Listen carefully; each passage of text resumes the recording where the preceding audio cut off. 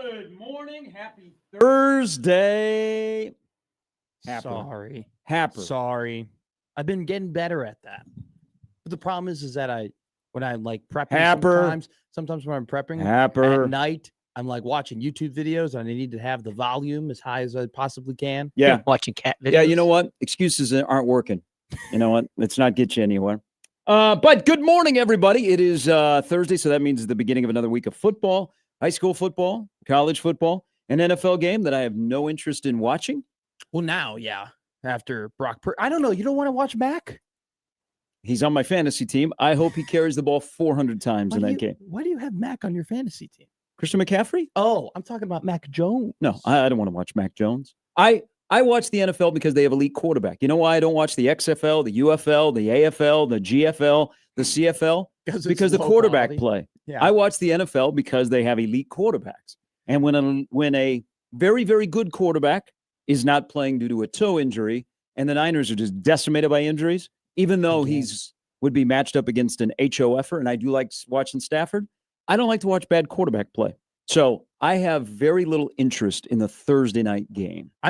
I'm still thinking I got more interest in something else happening on a Thursday. Well, yes, we'll get to that. But I'm still laughing about because it's a great point from you a couple of days ago, and I've been thinking about it.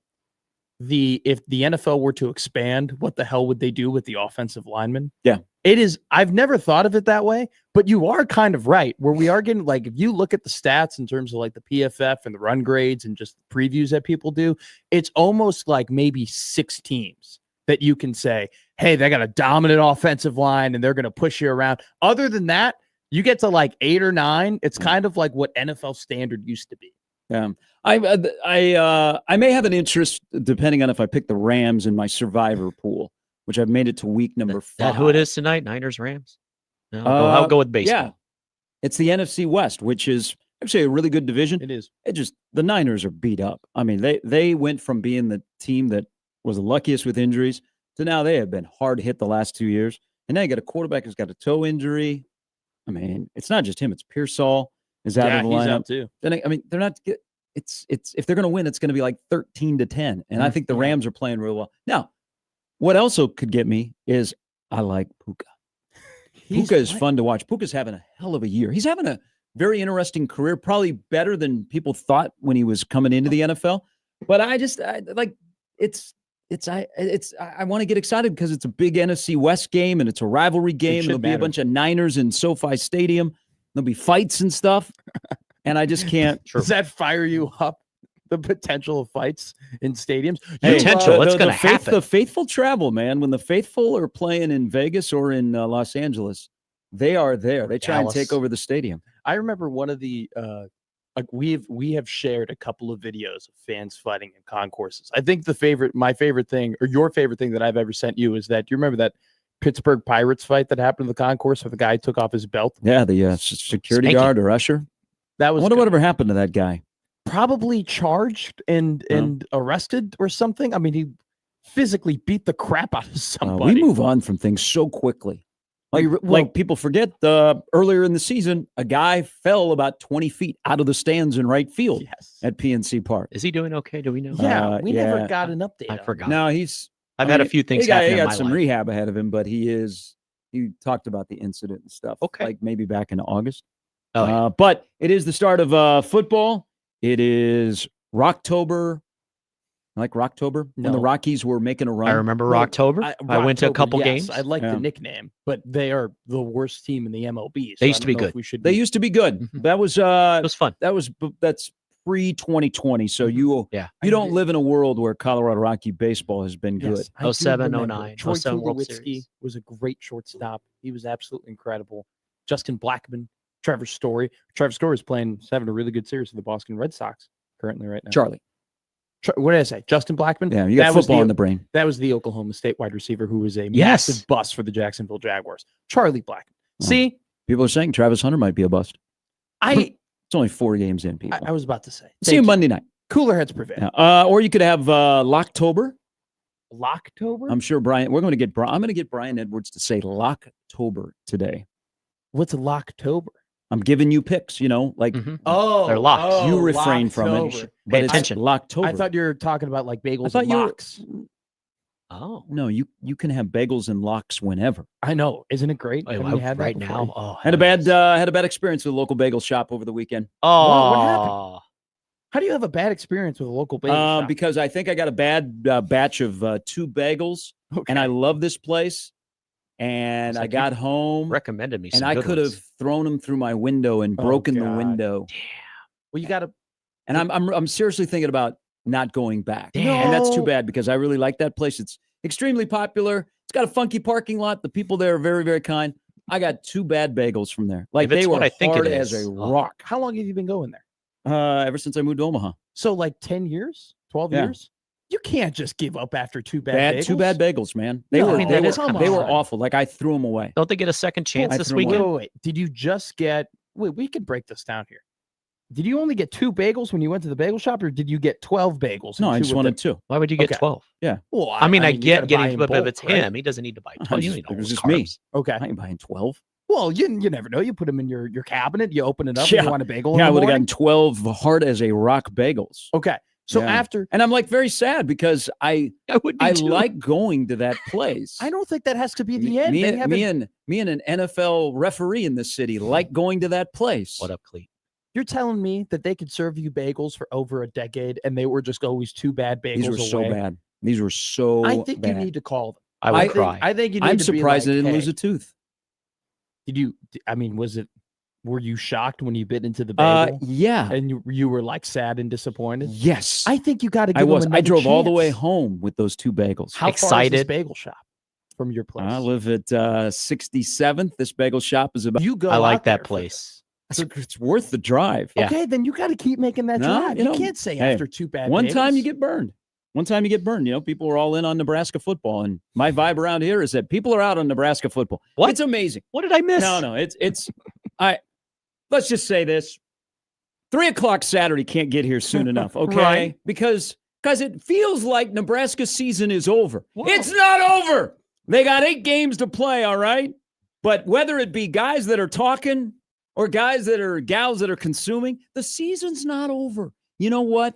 They complicated things against Michigan. They weren't prepared for the moment. They lost. It happens. They still got 8 more games to play. They're 3-1. The season is not over. It hasn't even gotten cooler yet. We are blessed because we get to watch football this weekend in Memorial Stadium and celebrate homecoming and talk about the weirdness of this series. Just that was my thing yesterday. We have people that we interact with on stream and hit me up on email and Twitter. The season's not over. You know what? They had a week off. Okay, maybe we should have played a game last week. Okay, the season's not over. A scrimmage. Okay. Your mouth to God's ears. It is, but I do think there definitely is the waning down of disappointment of losing a game that could have put you on it's- the map. We gotta get to Saturday at 3. Okay, coaches need to stop talking because the more they talk, the more deflating that loss is of what could have been and how it wasn't meant to be. Okay, Damn. Yeah, it just Now, it do just you- that's but they got 8 games to play. They're 3-1. I still think they're going to win 9 games. Okay, they had a bye week. You know what? It's not like they said, "Oh, we you know what? We fumbled it away against Michigan. We're going to take the week off." No, they were required to take the well, week apparently off. they had the craziest, most violent, impressive bye week of practices, according to Dana Holgerson. I got a question for you. I got a question. Hey, No, 3 I got a good- o'clock Saturday is ready to I- play ball, and then we get to talk about other things I- on Saturday. I have a good question for you.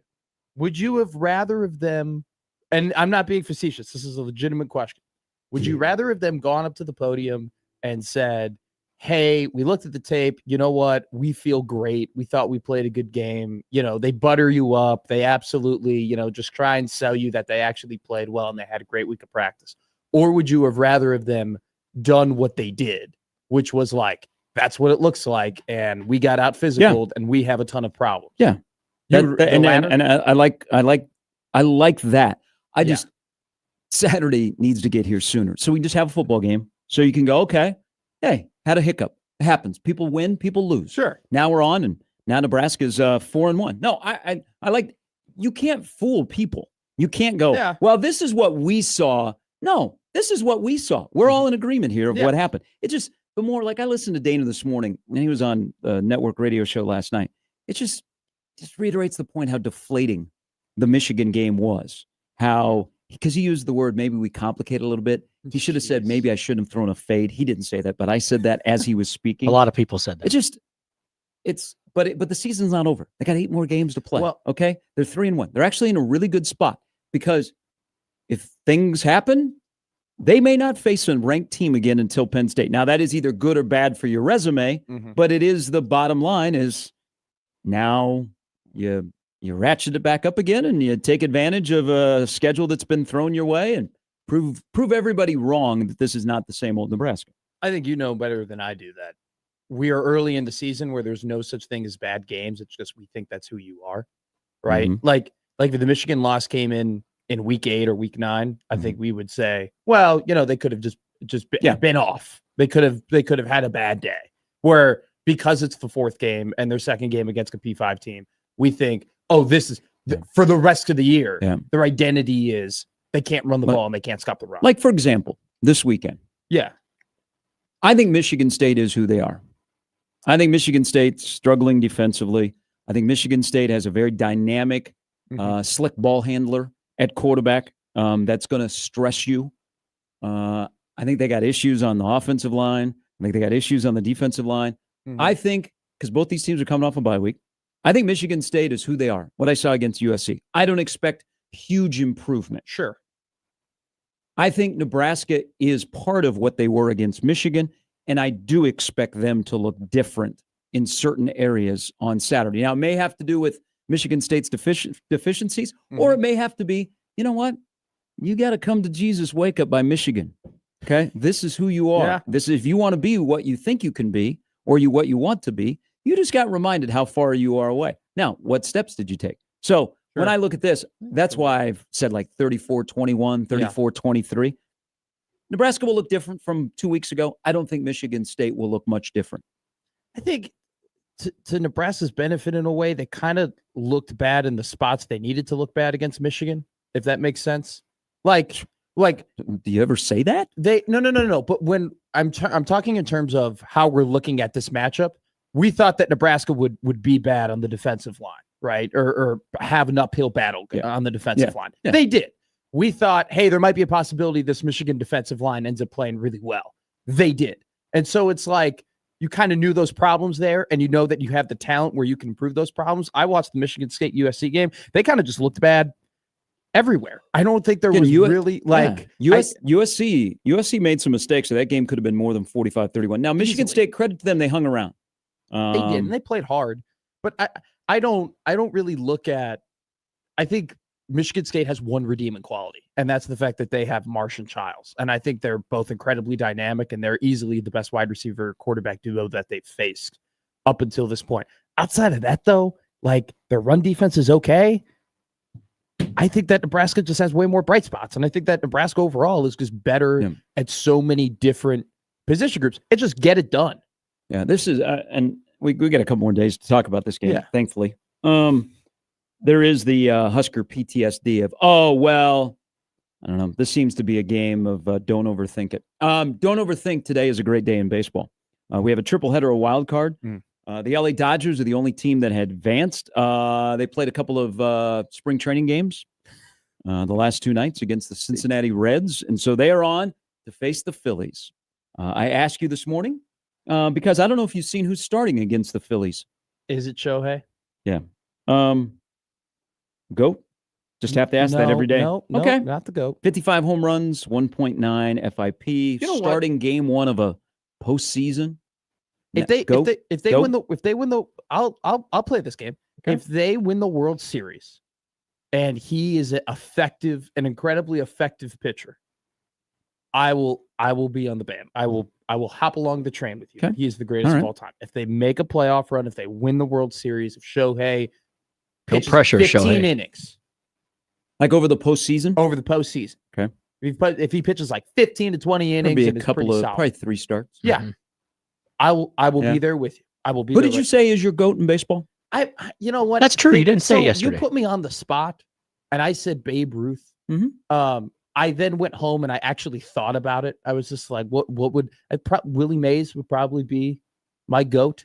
and Not then Doug DeCenso. either Lou Gehrig or Babe Ruth 2 and 3, and then I would put Albert Pujols because I think Albert Pujols is absolutely incredible. I think Willie Mays to me is the GOAT. We're in. I'm Yeah. glad I'm on the same side. as But I you. don't like just you as a youngin. You should embrace the fact that you're in a lifetime where the GOAT's title has been passed. Like I think people think LeBron is the GOAT. Yeah. Tiger. I mean, there's still a debate. Tiger or Arnie, or not Arnie, but Jack. Yeah, I think it's. I mean, I think Jack is probably the best golfer ever. But I think if we're talking impact and everything else along with it, I think you have to give the Okay. mantle to That'd Tiger. be great theater on. I think Saturday is I the don't- first game of the Dodgers and the Phillies, Yes. and Ohtani is starting in Philadelphia.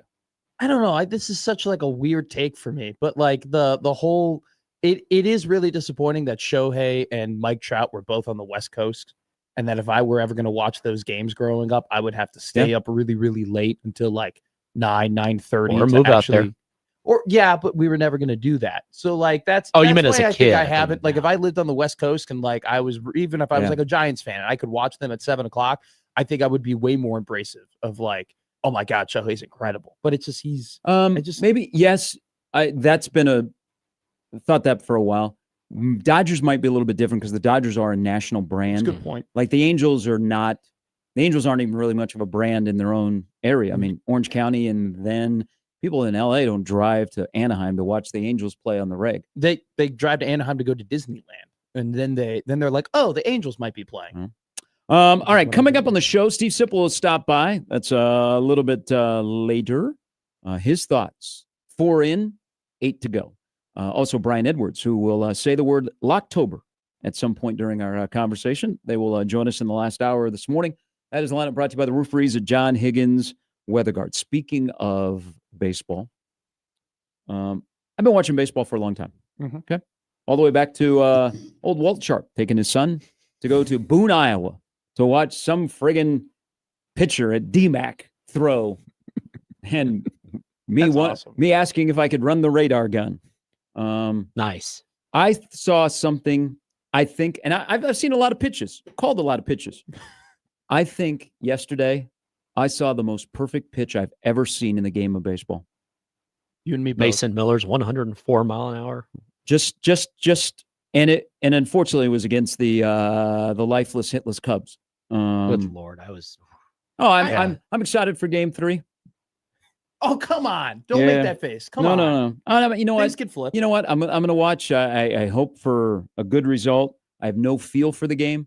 I'm not necessarily amped because all I can think about is 0 for 18 and 11 Ks from Happ, Kyle Tucker, and PCA combined. But yesterday, Mason Miller, who is a flamethrower, who once was an Oakland Sac Future Vegas athletic. He was an Asterisk. He's an ath. When you went to games this year, if you ever saw the out-of-town scoreboard, it was ath. The aths were playing. Tough to root for the aths. That's actually a great. If we were in West Coast radio and you did not like the A's, that would be a great nickname for them. The West Sacramento aths. So he used to be an ath, and now he's a Padre. But Mason Miller yesterday afternoon threw the most perfect pitch I've ever seen in the game of baseball. It froze me watching it. He threw 104 miles an hour on the corner Oh, at the knees. not just on the corner, like at the corner, like on the right angle of the corner, where you're not even thinking about swinging at something that's over 9. And I think the booth was better today than it was the day before. Better yesterday than it was 2 days ago. They did a pretty good job of like going crazy and like fawning over it. Like it was absolutely insane. And then he had Guys were throwing BBs from 99 to 104. I was like, okay. Well, I'm this just is- not going to This swing. is why Go the sit down. Padres roster and ownership is better than the Cubs, the way they built the roster with stars and flamethrowers. well, and trading at the deadline and making big moves and trying to Like find out a Mason way Miller. that It's you all how can- encompassing, yeah. Because Yeah. that's when they got Miller. like how can you I mean the Padres actually kind of sat down at the trade deadline and said, hey, we want to win a World Series this year, we're going to go ahead and try and do that and make the moves we need to do. And what did the Mhm. Cubs say? They released a statement saying we're thinking about the 2032 Cubs as much as the 2025 Yeah. Cubs. Yeah, no, That was no thank you. that pitch. I mean, that's just Yeah, you're like, for- we're done here. for anybody that any jabroni in a bar that's hammered and says, I could hit a baseball. I'm just going to bring up on my phone, Mason Miller, go. It was the perfect pitch. And shockingly, the Cubs struck out. So, but I knew the Cubs were done yesterday. You know how I knew they were done? How did you know? I knew they were done before they took their last 3 at-bats. Why? Okay. So I have a love-hate relationship with my baseball team on the north side of your hometown. You do. But I love the Cubs. They were like the Cubs and the Chiefs were my 2 original teams when I was growing up. The closeness of the Chiefs, the Cubs were on all the time. They're the So ones that can invoke tears. We've had a tough relationship. There are times that we should have gotten divorced. We had a separation, but we still lived in the same house. We never went away. But there are a couple of things along my fandom of the Cubs that I have been very disappointed in. One, rest in peace, but he got what was coming when Bernie Mac sang the 7th inning stretch in 2003, Mhm. and I knew the Cubs were done yesterday, and they need to stop this. Why was Chris Chelios singing the 7th inning stretch? Chris Chelios, great Blackhawk, maybe a better Red Wing. Did he not do a good job? Thank you for playing into that. Is a vocal White Sox fan. But yet we Oh. had a White Sox fan sing the 7th inning stretch. I'm waiting for Harry to come back today, okay, to rise up, walk into the booth, and sing the 7th inning stretch. But Bernie Mac in 03, I was livid. I knew the Cubs were done. And I he knew did the it on Cubs in the purpose. postseason were done.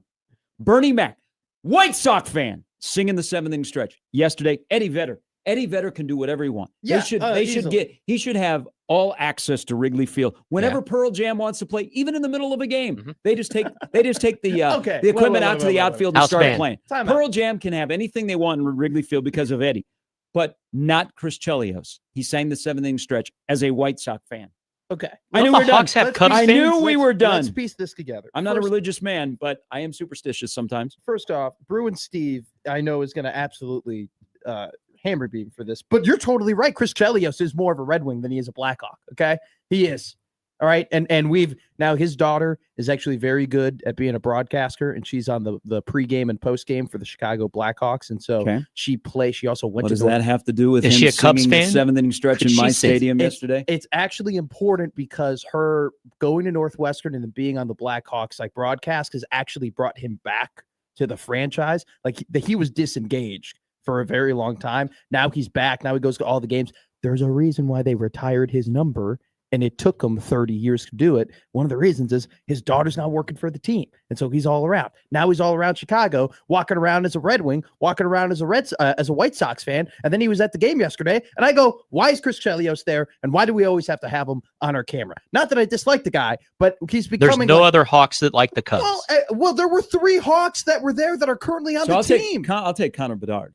Bedard, Nazar, sorry, and old man Foligno were all at the game. And by the way, they didn't even put him close to like the first base line or anything. They were like in They the didn't deserve to be close to the 120 first baseline. They're the Blackhawks. Have you seen the record of late? Bedsy does. Look at what we had the coin flip yesterday. Who won? No. We said we're having the coin flip today on the air, Oh, okay. Oh, you're doing it on the air. I didn't know we Oh, were doing it on good. the I air. get to see it. or we'll do it off the air. We'll just do it at some point.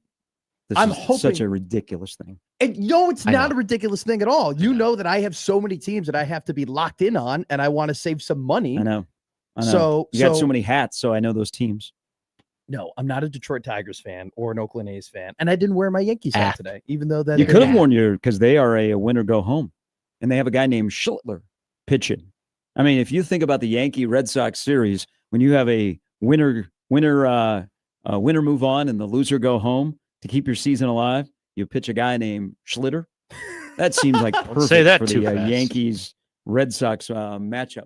All right. Also, we'll get into a man crush.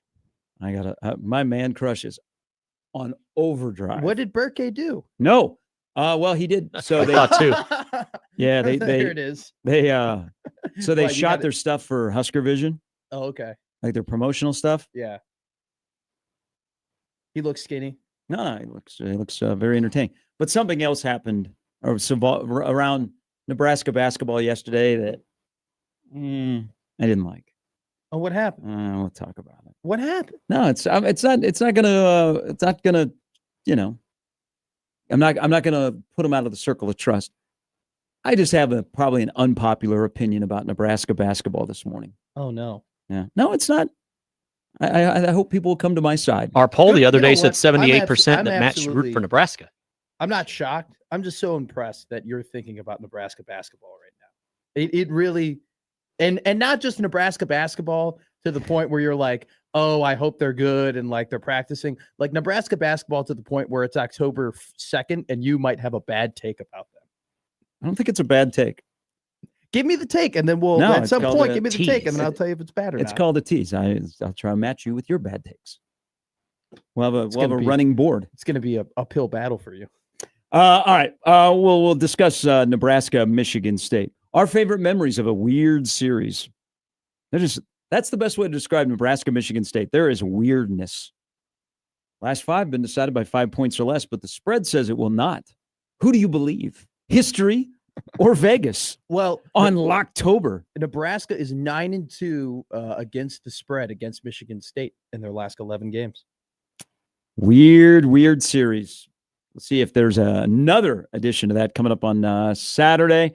Also, more on the NFL. Because in the NFL, we waste breath about a third string quarterback. That all happened yesterday. Well, he was saving Sports is breath. great. Also, the Big Ten, more money, more problems. It's Gary and Matt on 1620 The Zone.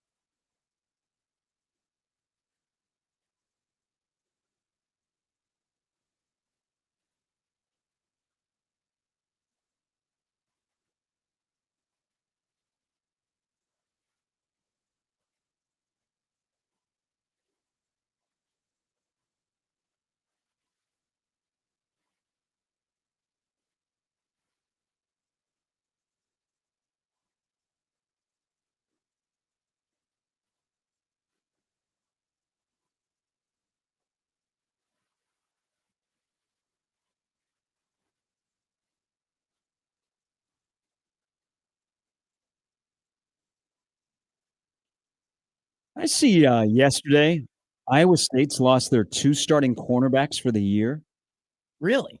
I did not see that. with a huge game at Cincinnati upcoming. We are adopted Bearcat fans around here. That line it was at -1.5. Has it changed? Let me look here. We It's are still at we are -1.5. adopted Bearcat fans and USC to have a Locktober where they do not lose. That's Yeah, our so- rooting interest around here. So we can get really, really hyped and super, super excited and have the biggest game of the season. And Nebraska gets to show off their new black uniforms that everybody is so excited to see against the USC Trojans. How much of a letdown would that be if USC walks into Lincoln with back-to-back losses, Michigan and then Notre Dame? Oh, it would be incredibly The disappointing. Dylan Raiola Heisman Trophy campaign, they've opened an office in Lincoln, but they have not hired any personnel. They would be like, dang, we got to wait. That is true. He does need them to be, because I guess we're just going off the assumption that the Penn State game is probably going to be a tough game for everybody. I don't know. Penn State just lost their top defensive player. Penn State's their odds, just like quarterback lists, Sure. the odds to make the playoff, those things are everywhere. Yeah. I think On3 has Penn State's odds to make the playoff is only 23%. USC's at 21%. And I think it has a little bit to do with who USC still has to play. So they Okay. get Michigan, they get Notre Dame, and they get Nebraska. Don't forget that. But if you're thinking about starting a Heisman campaign, you probably need USC to have a nice little month of October and be ranked and roll into Lincoln, and then you get a chance to show off again. If not, you're building up for next year. If he goes ahead, yeah, you're right. I mean, if he goes ahead and dominates these next 4 games, it really will be, well, who did he play? Exactly. You know, So you're building up some stuff, and and he needs the Lagway signature win. exactly. He'll have a nice crooked number day on Saturday. Put that on the board. All right. Let's start the morning on the Prairie Flower Casino Zone hotline in Locktober with Random Mike. Hello, As I told your great producer, Jimmy. I got to apologize for my last call. Whoa, what did you say? Wait, is it on this show or some other show? Good question. No, on this show, I made some ridiculous remark about our teams, the Huskers and Yeah. the Cubs, still got a chance to win it all. And technically that's true. Can is a big word, but look, the Cubs have been totally overmatched by the San Diego pitching. Are all 3 games in Chicago? Yes, they changed when they got rid of the 1 game. They changed it to a 3-game series, and if you are the higher seed, you get all 3 games at home. It's kind of shocking, isn't it? Because it's presumably a big advantage. I mean, I've never heard of that kind of series being, all in the same place. Yeah, Maybe 2 out of 3. I just think they I want to. understand the travel They and all just that, they want to play Tuesday, Wednesday, Thursday. So I think they want to get it started and get it over with, so they could begin the divisional series on the weekend. The only Cub hitters that have kind of distinguished themselves are you got to admit Horner's probably the best player on the team. Cade Horton? Nico? Oh, Nico Horner. He's been great offensively Yeah, and I defensively. mean, yeah, Very. he probably from Japan to the end of the regular season, probably the most consistent. And look, when I say things on these shows, it's mostly BS. I don't know what I'm talking about. There's one exception, and it's the split step. And I don't know if you remember, guys, there was an ESPN game where they had mic'd up our great center fielder. Do you remember that? Were you watching that? Is this they did to him twice. The one I remember the most was the Dodger game because his mom was in the stands and they made a big deal about it. No, this was, I don't think it was that one. Okay. But he's in center field and he's talking to him.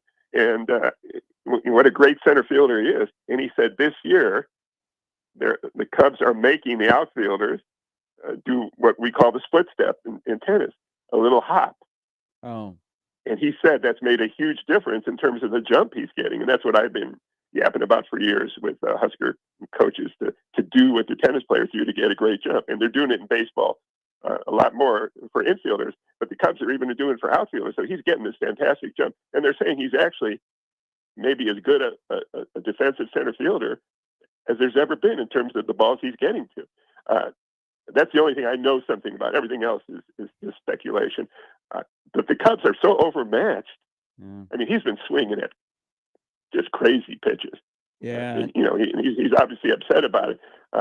And I told you that they got guys that strike out too much, and they were saying that the manager said they've got to take some more pitches, and because the San Diego pitching staff, does everybody throw 100 miles an hour? I mean, Everybody out of the bullpen seems like they do. Yeah, and two of their starters. Yeah, I don't. You won't touch 100 today, but yeah, it's going to be a challenge. They need Jameson Taillon to pitch probably 6 innings. It'd be nice to get 6 out of him, but you can't expect to win in the postseason when Happ, Tucker, and PCA are 0 for 18 with 11 Ks. Good point. No, absolutely. And but hey, with their defense, and they've got Cubs have good pitching overall, and the relievers. You agree? The relievers can do some good stuff, and we're going to need that.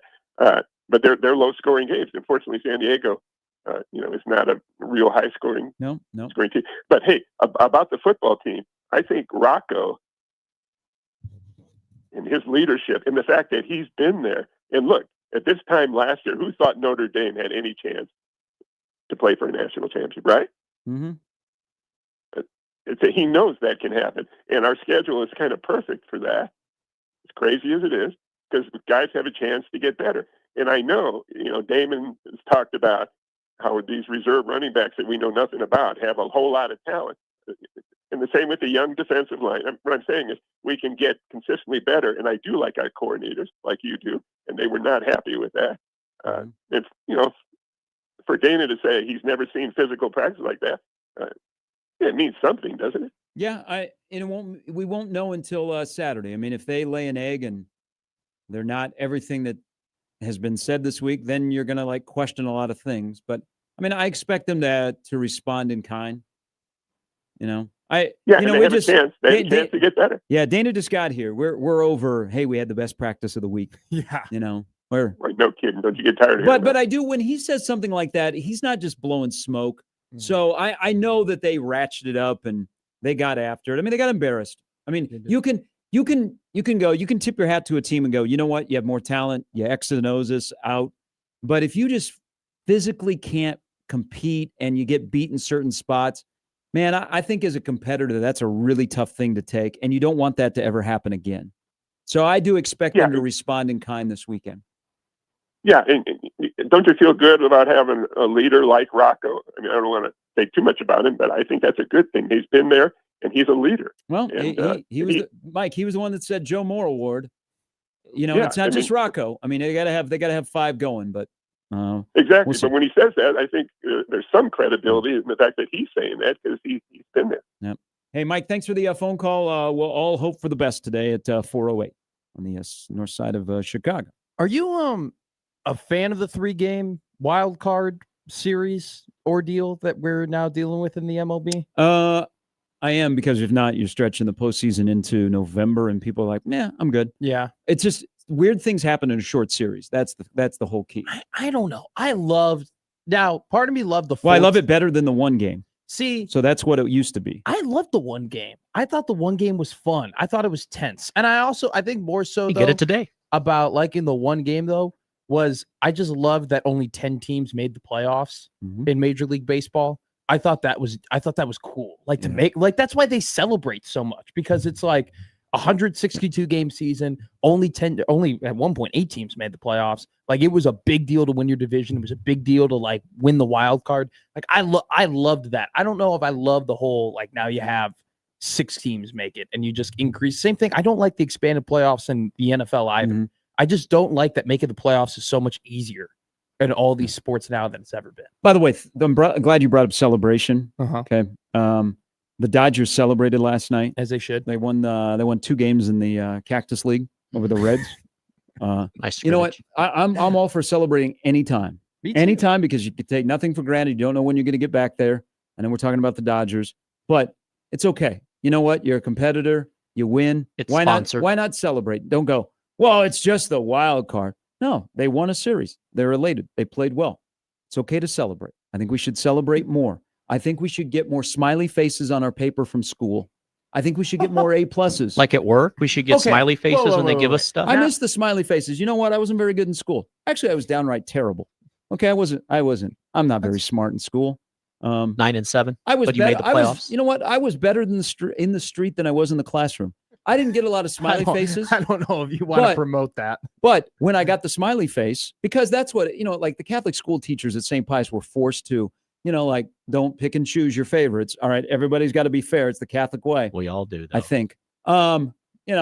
Like they were, like Mrs. Kelly was pretty stingy on the smiley faces. So I had to give her like a little extra good Hey. morning. But I would celebrate when you got the smiley face. So I'm okay. We should celebrate. Like your kid comes home with a good report card. Let's celebrate. Yeah. You know what? I would not advocate like your fourth grade daughter having like a champagne celebration in the I was kitchen. gonna say. Let's celebrate. Let's go to Showbiz Pizza. Let's go to, wherever. Let's go to the jump around park or whatever they call it these days. Let's go to Avenue H by Carter Lake. Hmm? I know. I That can make sounds those jokes sinister. now. I can make those jokes now. I've lived here long enough where I can make Omaha/Council Bluffs geographicals. Omaha, Matt. Yeah, Yeah. you probably want to separate Omaha and Council Bluffs. We're just two different communities. 2 states. Is that sarcastic or? We are. We're just two different. We're separated by a river. I don't think that really separates like the personalities or anything like that. And to be fair, One's in Iowa, one's in most Nebraska. of the time when I'm going That's to true. Council Bluffs, Iowa, I'm interacting with people from Omaha. So Okay, that's fair. Man of the people. Yeah. Man, So I'm well, glad you brought up the yeah. celebrate Omaha because the Man. Dodgers celebrated last night. well, they should. I mean, it's 162 games. What do you want them to do? Just shake each other's hands and be like, "Hey, Well, good they did theory?" celebrate. Well, they have to. did, Sponsored by like Budweiser. the next two they celebrate.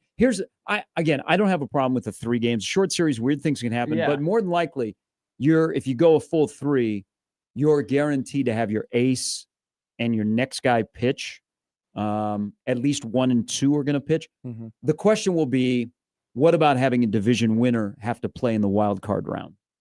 Yeah, Like that's- Cleveland playing right now, But then if you say, okay, hey, all the division winners the Dodgers. are all the division winners like get buys or whatever stuff like or however you want to Expand the playoffs. This thing will then go you- till yes, Thanksgiving. Exactly, and then you do exactly what I hate. I don't want more teams in the playoffs. I Thanksgiving don't want, night, Game I 7. don't want 7 teams from each division in the playoffs, and I definitely don't want them to do what the NFL did, which is taking away the bye for the 2nd seed was so dumb. It was so stupid.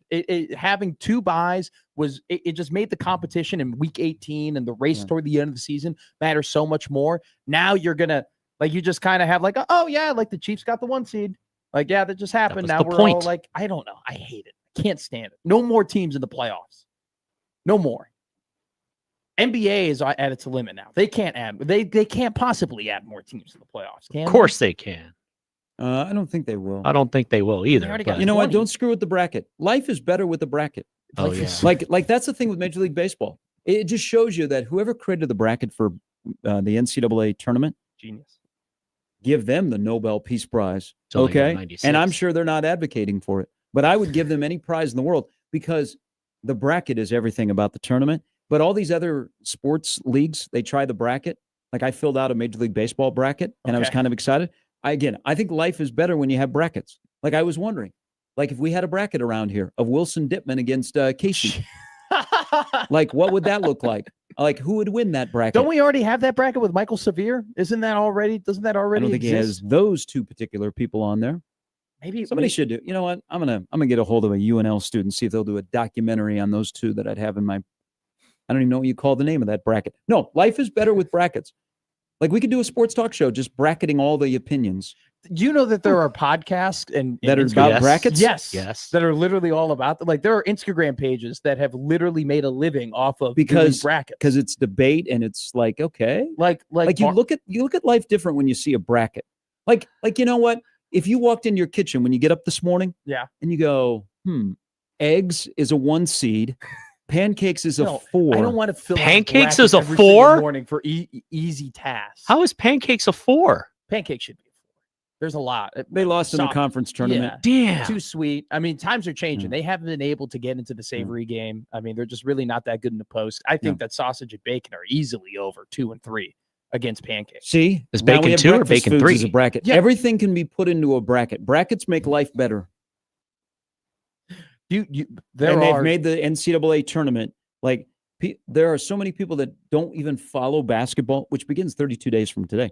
That I know it's a bracket. I need the bracket. I'll get the bracket. What is one of the arguments against the expansion of the field? Well, what are they going to do to the bracket? They're just going to confuse it. Well, yeah, that is true. It's not. That is- It's not. We're that going to is- water down. It's like, well, the bracket's going to look really odd on my piece of paper. So a couple Brackets for the victory. couple of things here. First off, you mentioned basketball. Somebody texted me 2 days ago and said, "I cannot believe that Gary watched Sacramento Kings media day." Hey, Like, hey, Have we're they not gonna- listened hey, for too We're going to be good. are you? I don't know. Like, this Yeah. is I'm a listening. whole other level of Yeah. like you being like a Kings fan and you being like Hey. a diehard Kings fan. Malik Monk is still there. Okay. Sabonis is still there. Hey, DeRozan is still there. Gary, I've seen this song and dance 4 years ago, my man. We got- all right. You're gonna We got a full play, season with Doug Christie. You're gonna play with the idea that DeRozan and Levine can play together I do and like share the DeMar. ball on the opposite wings, and you're gonna be like, "Oh my God, they got a point guard that can connect them to." You just- And all of a sudden, they're gonna be you just watch. 41 and 23. We got a better general manager who stands up to the owner. That point guard's gonna get hurt. All of a sudden, DeRozan and Levine can't coexist together. Both of them are gonna be Telling fighting you. over who gets the last shot in Telling the you, game. people will not put the Kings in the play-in game. I'm already got them in the play-in game. That's not accomplishing anything. That's Yes, not a it good thing to yes, say. it is, because it could be a terrible season. I've been as a team, as a fan of a team that's been to the play-in 3 years in a row. All right. That's not a reality that you want. You don't want to live there. Hey. No one wants to live in the play-in. Shout out Beam Team. Secondly, By the way, if you're going to be in Sacramento, the Fan Fest is coming up this weekend. Might have to stop by and check that out. why? First off, none of the people that are listening right now are going to happen to be I in know. Sacramento. I'm the only person in in Omaha that October. roots for the. Well, no, because of Doug. Doug's on the Kings. It wasn't just because of Doug, though. You just No, I've been a Kings fan for 4 years. that's crazy. That's See, true. Before I don't got here, think I could ever pick up another team. Like, I don't think I could ever be like. To you be know fair, what? if I had not spent a good amount of time in Sacramento that during the summer, sure. I would not have paid any attention to the Kings, but it was all about the Kings. Did you have a basketball team before that? Yeah, though? the Heat. Yeah. Oh, okay. I have an East and a West. That is crazy. I have That a is North so and a dumb. South. That's so dumb. do you have a mistress team? I guess that's technically do have an East and the West now because it's just like, I got to watch all the Creighton games and I have to watch all the Nebraska games. So it's like I got two teams. Oh, you just put Nebraska and Creighton in the NBA. Well, How about I that? mean, Big East and Big Ten. I got two different teams in two different conferences, just like you. You and I are the same. Secondly, did you see this new Mount Rushmore podcast? This is something that is going to On- get you pissed off. On the presidents? No. Because I did bracket the presidents, by the way, in my lifetime yesterday, ironically. Why did you bracket the presidents? Somebody sent me something about Ronald Reagan, and I responded of where he is on my power rankings of presidents. How far did you have Truman going? In my lifetime. Oh, okay. I might be old, but I was not here for Dewey and Truman. It's- But I have been to the Truman Library in Independence. Okay. All right. You We should got go. to take a I break. was This going to has say just this gotten Mount off the Rushmore rails. podcast. You got to see it. It's like Tom Brady's on it, Peyton Manning's on it, Neil deGrasse Tyson's Oh, going to be on talking it. to each other? Like it's this guy. He's this like kind of rich, influency type dude who knows all these famous people. Does Brady talk in the third person on a Mount Rushmore podcast? No, but they get into a massive argument because Brady thinks that Gronk should be on the Mount Rushmore of wide receivers, and Peyton is having like Wide none of it. receivers? And so it's like, well, like pass catchers. Yeah. So it's great. I'll show it to you. All right. Hour one of the books. A little bit later, Sip and Locktober Edwards will join us on 1620 The Zone.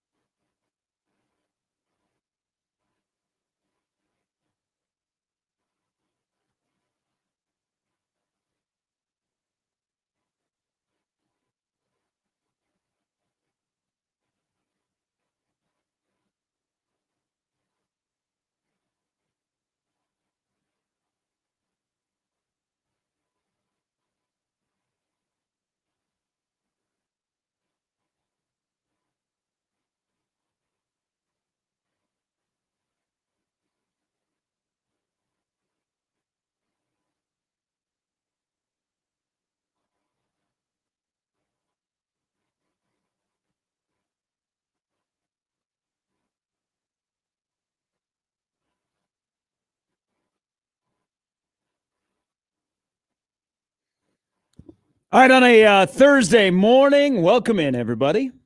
Pour that first cup of coffee. Spend some time with us. Gary and Matt. Jimmy here as well. Steve Sipple is going to stop by a little bit later. Also, Brian Edwards. As we get you ready for Nebraska-Michigan State, where somehow the story of that, the fact that Nebraska's only turned the ball over 2 times in 4 games has been a quiet story, but that is facts. Just 2 turnovers in 4 games. Usually, like past years, we'd have segments on that, but it's quietly Nebraska's only had 2 turnovers in 4 games. Well, I think the best part of that, Gary, isn't that it's not that like, oh, Dylan isn't turning the ball over. Isn't it kind of great that like nobody else has turned the ball over too? Oh, just 1 fumble? Yeah. That it's 1 not, fumble lost, I should say. It's not like an Anthony Grant problem, or it's not like the wide receivers can't hold on to the football. It's like an all-encompassing trait that they have just been able to take care of the rock. A couple of housekeeping things here before we get to Jeff. We're losing one of our morning friends in Omaha. What happened? My last day. Congratulations, Jimmy. Yep. Thank you. It's been a good run. Yep. We'll be right back. Who's leaving? You're Jack scaring Keenan me. at Channel 7, who wakes me up in the morning. Sorry, Lauren. Jack just got married. So Lauren Taylor, who used to be the primetime anchor on Channel 6. Yeah. Weird how like people in that industry, they like cross paths and they end up married. Yeah. It's kind of like athletes and reporters. But Jack and Lauren make a great couple. Okay. So they recently got married, and Jack had big shoes to fill. And John Oakey. John Oakey is like, man, he is the dude. And he retired from being on the morning show with Melissa Fry on Channel 7. And they were a great combo. Jack steps in and people are like, who's this guy? And they had a nice pair. They also didn't work very many days. Like, yes, like you I had have a made count that of joke. how many days in a row were Jack and Melissa together. It didn't seem like it was very often. Okay. But Jack's a really good dude. You did a charity event with him. He's awesome. So Jack, his last day at Channel 7 is tomorrow. Oh no. And you guys will never guess where he is going. He's staying in television. Okay. He's actually going to stay in morning television. Florida? He's actually going to work with somebody that I know. Oh wow. He is moving to Fort Myers. So him and Lisa, who I've known for a long time, are going to be the morning team on the Hearst station down in Fort Myers. So him and I have been going back and forth because he wants some suggestions where to go to eat. And I said, yeah, Bubble Room, McGregor Cafe, on and on and on. But yeah, tomorrow's his last day on Channel 7. So it gives me an opportunity. Do you think I could do it? Oh, we got Yes. it. Hey, we Yes, need you to make can. this happen. I don't look good on TV. You've been teasing this since But I started. I could just do a lot of reads and like off camera stuff. Just wear a different suit and you're gonna be Now, fine. but if I have to wear pants, I'm going to be screwed because I You don't like shouldn't wearing have pants. to. You're not wearing pants. I haven't worn pants. I only wear pants if it's like an event. Or cold. You or wore cold. jeans one time here. Yeah, maybe when it was 10 below outside. That's yeah. true. Yeah. I'm trying to think about because I should know your like what you Hey, how and, you and- dress. hey, and that's why I love Hot-tober because I'm still wearing shorts. So congratulations to Jack. It's a really good move for him. He was here for 2.5 years. Really good dude. Very good at what he does. So good to him. Now the other thing, because a lot of people have been inquiring, there will be a celebration of life for Matt Verzal. It is coming up on the 18th of October. It will take place at Moylan Field, which is the home of the Scott Skyhawks, their football program. It will take place there. That is October 18th at 11 a.m. That is the only public celebration and the celebration of life for Verz. Now, the other thing, and y'all got to be patient today, there is a soft reopening of Pisons, but it is takeout only.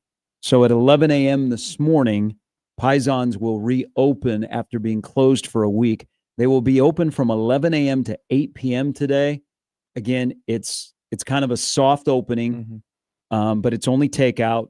And I know a lot of people want to support Pisons. The plan is that Pisons is going to move forward. So just if you're calling, and they're going to be really, really busy. And it's going to show you the community and Verz and Pisons. So just know that they're open today. It's only takeout. You're gonna have to pack some patience because they're going to be really, really busy. But I think everybody that works there is, it'll be back to somewhat of a routine getting back in the store. So there you go. But hope to see a lot of people on the 18th at Scott. I don't know if they have enough parking. I mean, Yeah. Congratulations, Jimmy. He had a great run here. All right. Now on to Jeff. Good morning, Jeff. Thanks for holding. Hey, good morning, guys. Hey, going back to the playoff talk, let's look at the NHL. They have 16 teams make the playoff. Mhm. So over almost half the league, and then it is 4 rounds of 7 games, and it is probably considered the hardest championship to win because you're actually, if you make it all the way to the finals, you're almost playing another third of a season. I mean, it starts here next week, and it doesn't finish till June. That just tells you how long that season is and how hard it is to win that championship. And the reason, why 16 teams, nobody's going to argue that that's too many in the NHL. So No, the road to 16. I've said it, and I'm glad you brought it up, Jeff. It's the hardest championship to win. absolutely.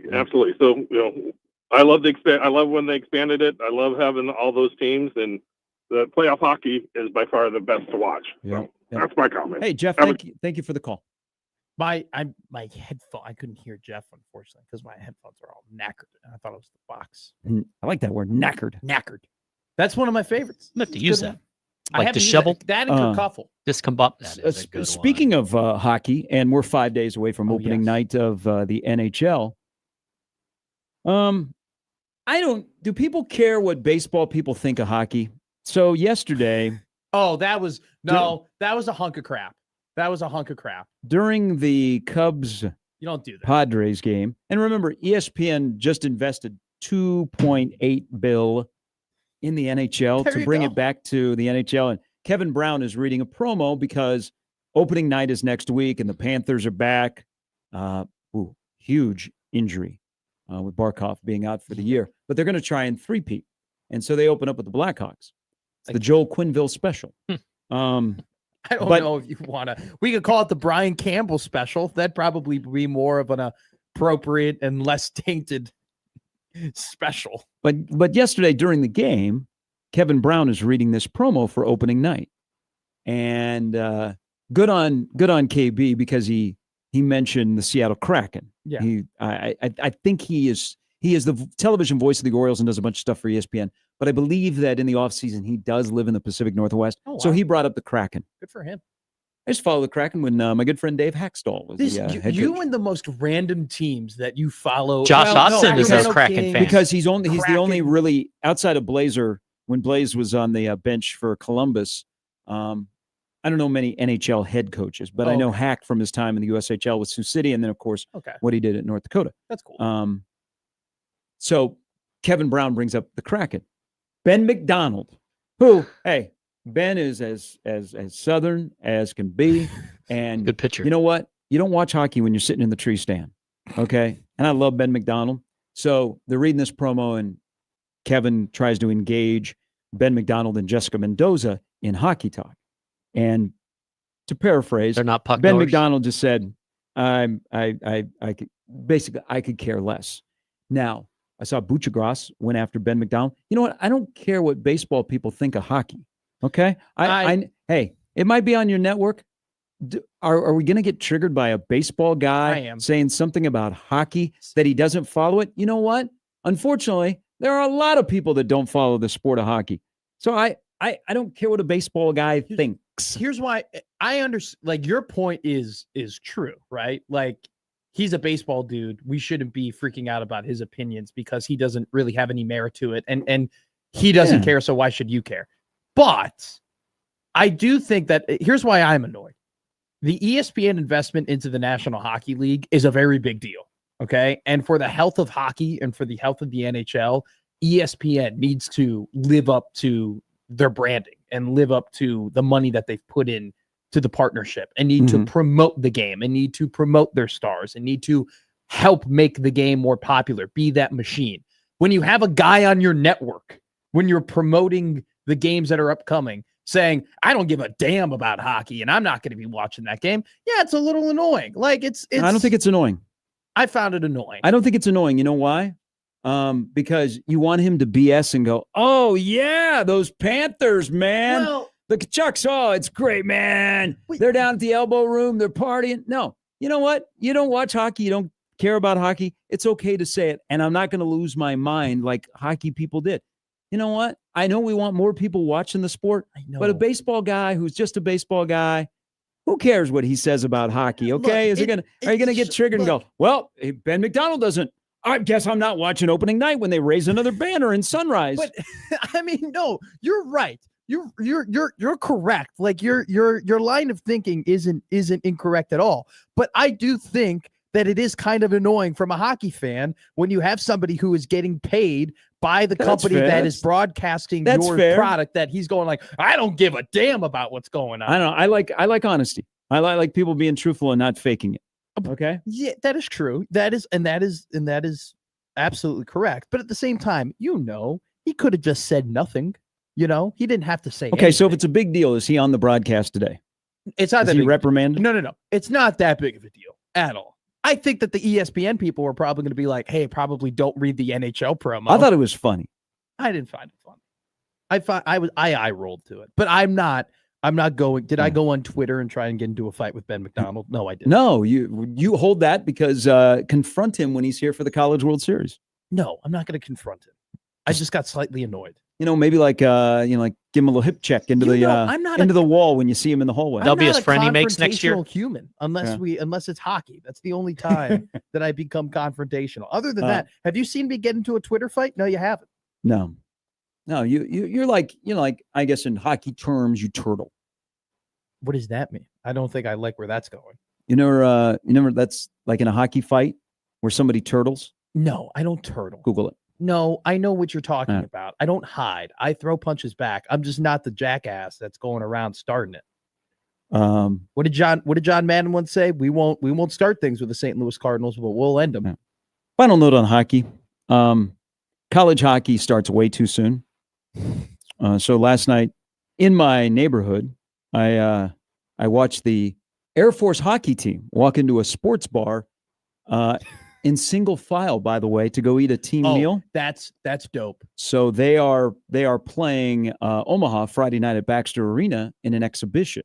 So watching them, and again, college hockey starts way too soon. Sure. It starts this weekend with exhibition. Next week is regular season, and it goes until after the NCAA men's and women's basketball tournament. Crazy. Okay. It probably could be a one semester sport, but it is drug out so long. And if you love hockey, you're like, shut your mouth. Okay. I love it. I wish I could get more. It's just a long season, but it brought up one of the greatest radio moments in the history of Omaha radio. Whenever I see Air Force, I think of this. When Omaha hockey in its beginnings, they had the 50,000 watt blowtorch of KFAB. Okay. And Mike Kemp used to do a coach's show. So we do a radio show.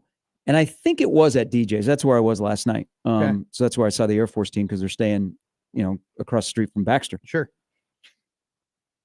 Kemper is doing the show, and the host, who is not a hockey guy, but he played baseball in college. Okay.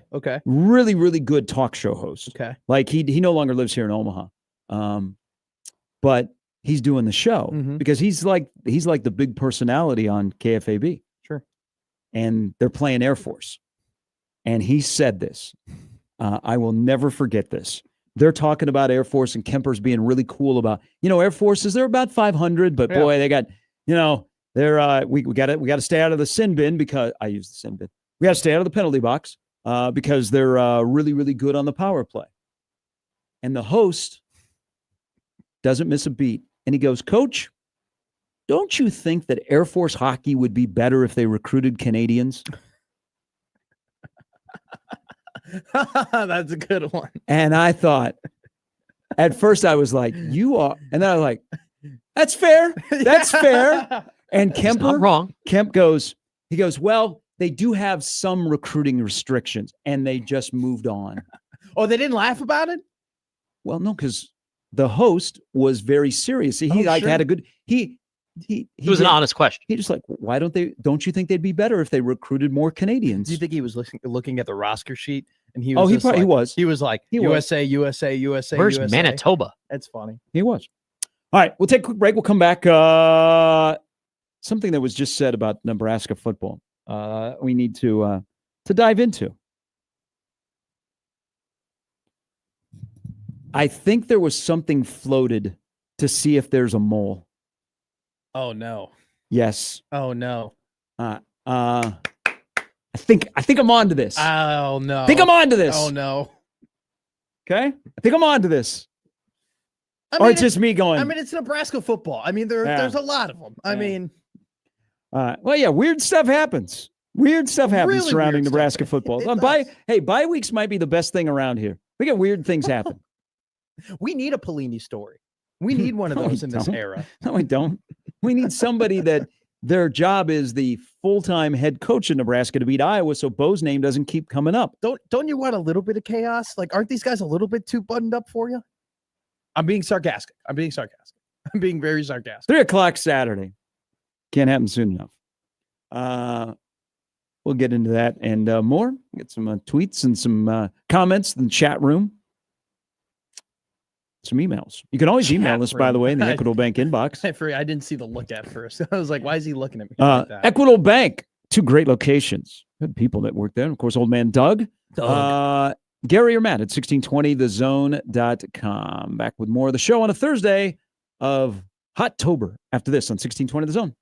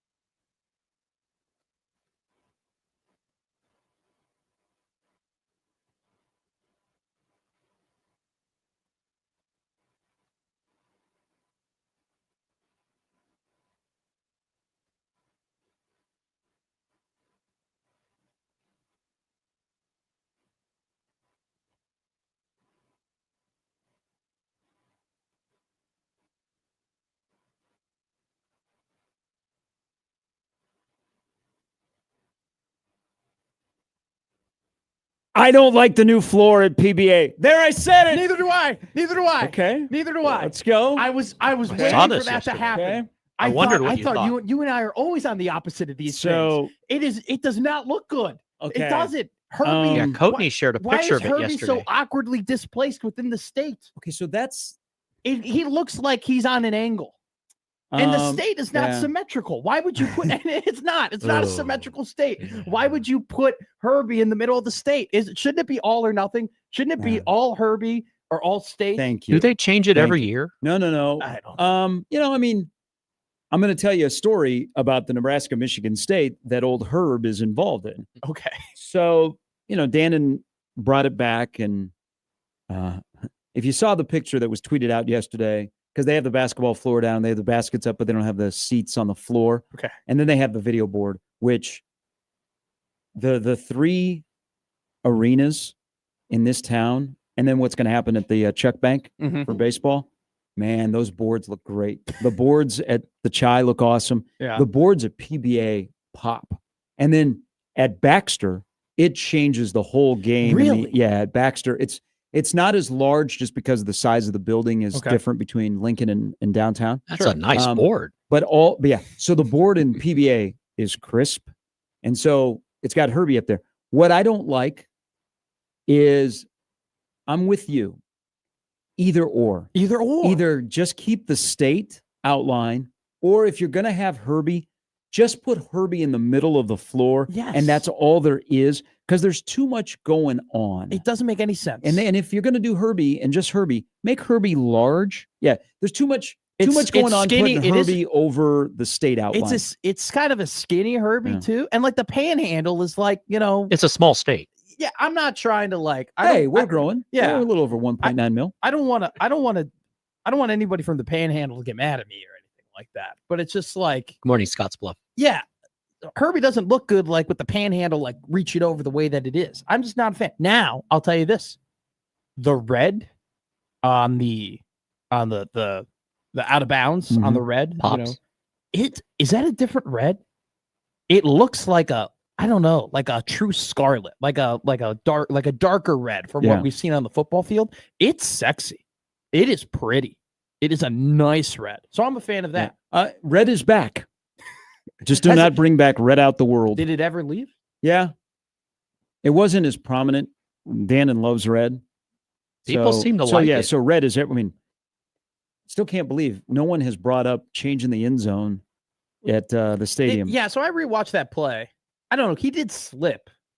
I mean, it might have been more of a slip than him. I don't fully know. I'm going to blame it on the end zone. I haven't talked to Isaiah. I haven't asked him, hey, did you think that you were inbounds or anything like that? But this is the very rare instance where slapping a Herbie on something doesn't solve problems. Mhm. This might be the first time in Nebraska history, first time in the last 5 years where Nebraska athletics has put a Herbie on something and people were like, meh, not really. No, I think we're in the minority here. We're in the minority. Yeah, I think because people love the basketball Herbie. All the comments love it. Yeah. Actually? Yeah. Yeah. It's just How? smacking it together. I like the concept, but Yeah. Not Oh, wow, look not at this. together. Best Um, court in the Big Ten and in the state. Oh, do you remember last year when the N I'll ask was Burke wrong? what he thinks. I don't care what Burke thinks. I do. Do you remember last year man, when you the must hate N him. was like wrong and everybody So- freaked out? So bring back the skinny end. And there it is. Well, that is your other escapade. You want to get rid of We're getting rid of fat you- generals. Let's get rid of the fat end. You have multiple escapades. Your first escapade is you want the state outline to be the scoreboard at Memorial Stadium. Your second escapade That's is that starting you, to get some traction, by the way. are you working the phones? I brought that up to somebody that, Has an ear. could tell somebody else, and they're like, "Oh, I guess we haven't thought about that." I'm like, "You should." Your second escapade is to get not a new Herbie design, just a new costume for Herbie, the Husker. And now your third escapade is is to bring the skinny end back. Yeah. Oh, I want the skinny end. How would you rank those escapades for you? If things were to happen in order, what Skinny would you- end number one. Okay. Yeah. And then state outline number 2. Yeah, and then the scoreboard will be a little bit later. I like that you're working the phones. Just trying to Not get the working state. the phones. I think just, you're working the phones. I said to somebody, "Hey, wouldn't it be cool, that's working like the in my phones. lifetime, that we have a new South Stadium and you put because that's the plan is they're going to have Husker Vision on both Right. ends. But if they stabilize the South Stadium, they can make it larger because they can't put anything up there now or to go. Yes, it will. So I just, you know what, So- state outline. Hey, Oklahoma softball, their scoreboard, state outline. Some people use There's a guitar in Nashville in the AAA ballpark. everybody uses their influences Rangers used to have for state of different Texas. things. I love that you use your influences Yeah. for Nebraska athletic department choices. And they listen, but then they like, I don't know. I think they stopped listening to you when you said you like the gray baseball jerseys. We are do never like going those, to agree yeah. on that. They are ugly. okay, so with Nebraska, Michigan State playing this weekend, Yes. and they don't play every year. And I think when Nebraska entered the Big Ten and Michigan State was playing well under D'Antonio, I thought Nebraska should emulate Michigan State, like a development program. Yeah. They have played some of the weirder games in the short history of this series, whether it be Rex having a monster day, whether a really good Michigan State team ranked number 9 in 2011 loses here, the snow game in 18 with Frost, the games up there, some late comebacks that didn't go so well. Nebraska winning in East Lansing, and Kenny Bell is favoriting all the hate tweets from the first quarter as he is on the bus going to the airport. To 2 years ago, Nebraska goes up there against an interim coach with a chance to become bowl eligible, and they look like, and then of course the wrong way punt. But it all kind of started. I know that it has a prominent place because of the day. Okay. You weren't here for this, No. and it's not your fault.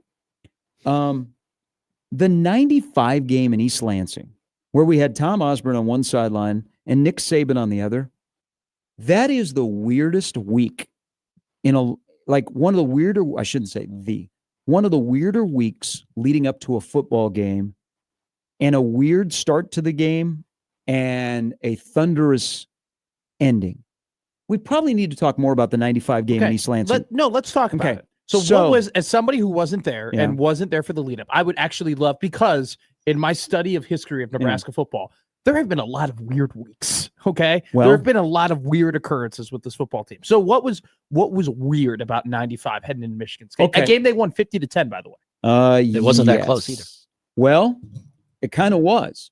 So Nebraska was only up 10-7 in the first quarter because No, that's true. they had a couple of fumbles, like Mike Fullman, who was sure-handed punt returner from New Jersey. He fumbled a punt. Like, Nebraska got off to a slow start, but it was a weird. So the beginning of that year, and I bring this up because this came up yesterday. I think Nebraska's dropped corn. Like, it's back to the Bill Byrne days of just Huskers. Sure. Look at the branding, and a lot of people I still like to be called the Cornhuskers, but there's a lot more Husker. So Bill Byrne, looking at branding Nebraska nationally, dropped corn, and he wanted Huskers, and he also wanted Herbie Husker gone. So it was already a controversy leading into the 95 season about Herbie. There was and then the Daily Nebraskan attacked Bill Byrne about getting rid of Herbie. Riley Washington was in trouble. Lawrence Phillips had a deal with the NCAA. Mm-hmm. You're doing the pregame show, and Kirk Gibson just pops by to say hello in the booth in East Lansing. Christian Peters smashes a light bulb on his forehead before they run out on the field, and on TV you can see it. The opening of the broadcast, Nebraska's running on the field, and Christian Peter has blood just flowing down his face because he had smashed a light bulb. That's crazy. And then Herbie Husker comes running out of the tunnel at Spartan Stadium. Yes, he was dressed in uniform. So back then they had him in the football pants and the shoulder pads, and he had a football jersey on that said 95. So all of this is happening. That game begins. Nebraska gets off to a rough start because they had a couple of fumbles, but then they started to crank it up. Mm-hmm. This game gets even wilder. Okay. Because Tommy Frazier gets hurt on the first series of the third quarter. Okay. Osborne didn't know he got hurt. Brooke Behringer goes into the game. Yeah. And Brooke finished up well. But Tommy got hurt. And you're like, okay. And then, oh, by the way, LP, who the week before won the Heisman in Stillwater, wrapped it up in East Lansing, end of the third quarter. He goes 50, and it's one of the, like, if you're going to show a running back currently at Nebraska, How to do if it. you could do this, you would show him LP's 50-yard touchdown run in the third quarter against Michigan State. And Nebraska would go on to win the game 50-10. Now, you would also show your running backs that year in 95 behind the pipeline, Mm-hmm. the first 2 games of that season, Sure. Nebraska's I-backs and fullbacks and quarterbacks. No. Just the I-backs. Just the I-backs. Okay. I think so. I think this is correct. 65 carries, 744 yards, 11.4 a carry, 11 touchdowns. That's a first down each year. And I think that's, if I have to go back, I remember writing the stat down. I think it's all the rushing game. So 744 yards in the first 2 weeks, That's 11 and a half yards per carry, 11 touchdowns. You could take your current running backs and go, here. Okay, so Nebraska wins 50-10. There's also the legendary story of T.O. tells Saban, Yes. I know that when one. they meet at at midfield, you're not as bad as the score indicates, paraphrasing a little bit there. So Nebraska's rolling. Everybody's talking about Nebraska. They're 2-0. They are a wagon. They're on the road to repeating. And then Nebraska flies home. And the last person off the plane is Lawrence Phillips. Okay. And T.O. always stood at the exit to the plane or at the, when players were getting off, and he addressed every player. Yeah. Okay. Yeah. And the message was always, hey, we'll see you. If you need treatment, get in on Sunday. We'll see you on Monday, but do the right thing, blah, blah, blah, blah. LP was the last player off the plane. And T.O. has told the story is that he was concerned. And so he invited him over to his house for dinner. Okay. Because he was like, why was he the last person off the plane? Well, now you know the rest of the story. Later that night, all hell breaks loose. And the 95 season has another storyline to it. So that 95 team had so many distractions. But when it was Saturday, Yeah. the only distraction they had was, are we going to score 50?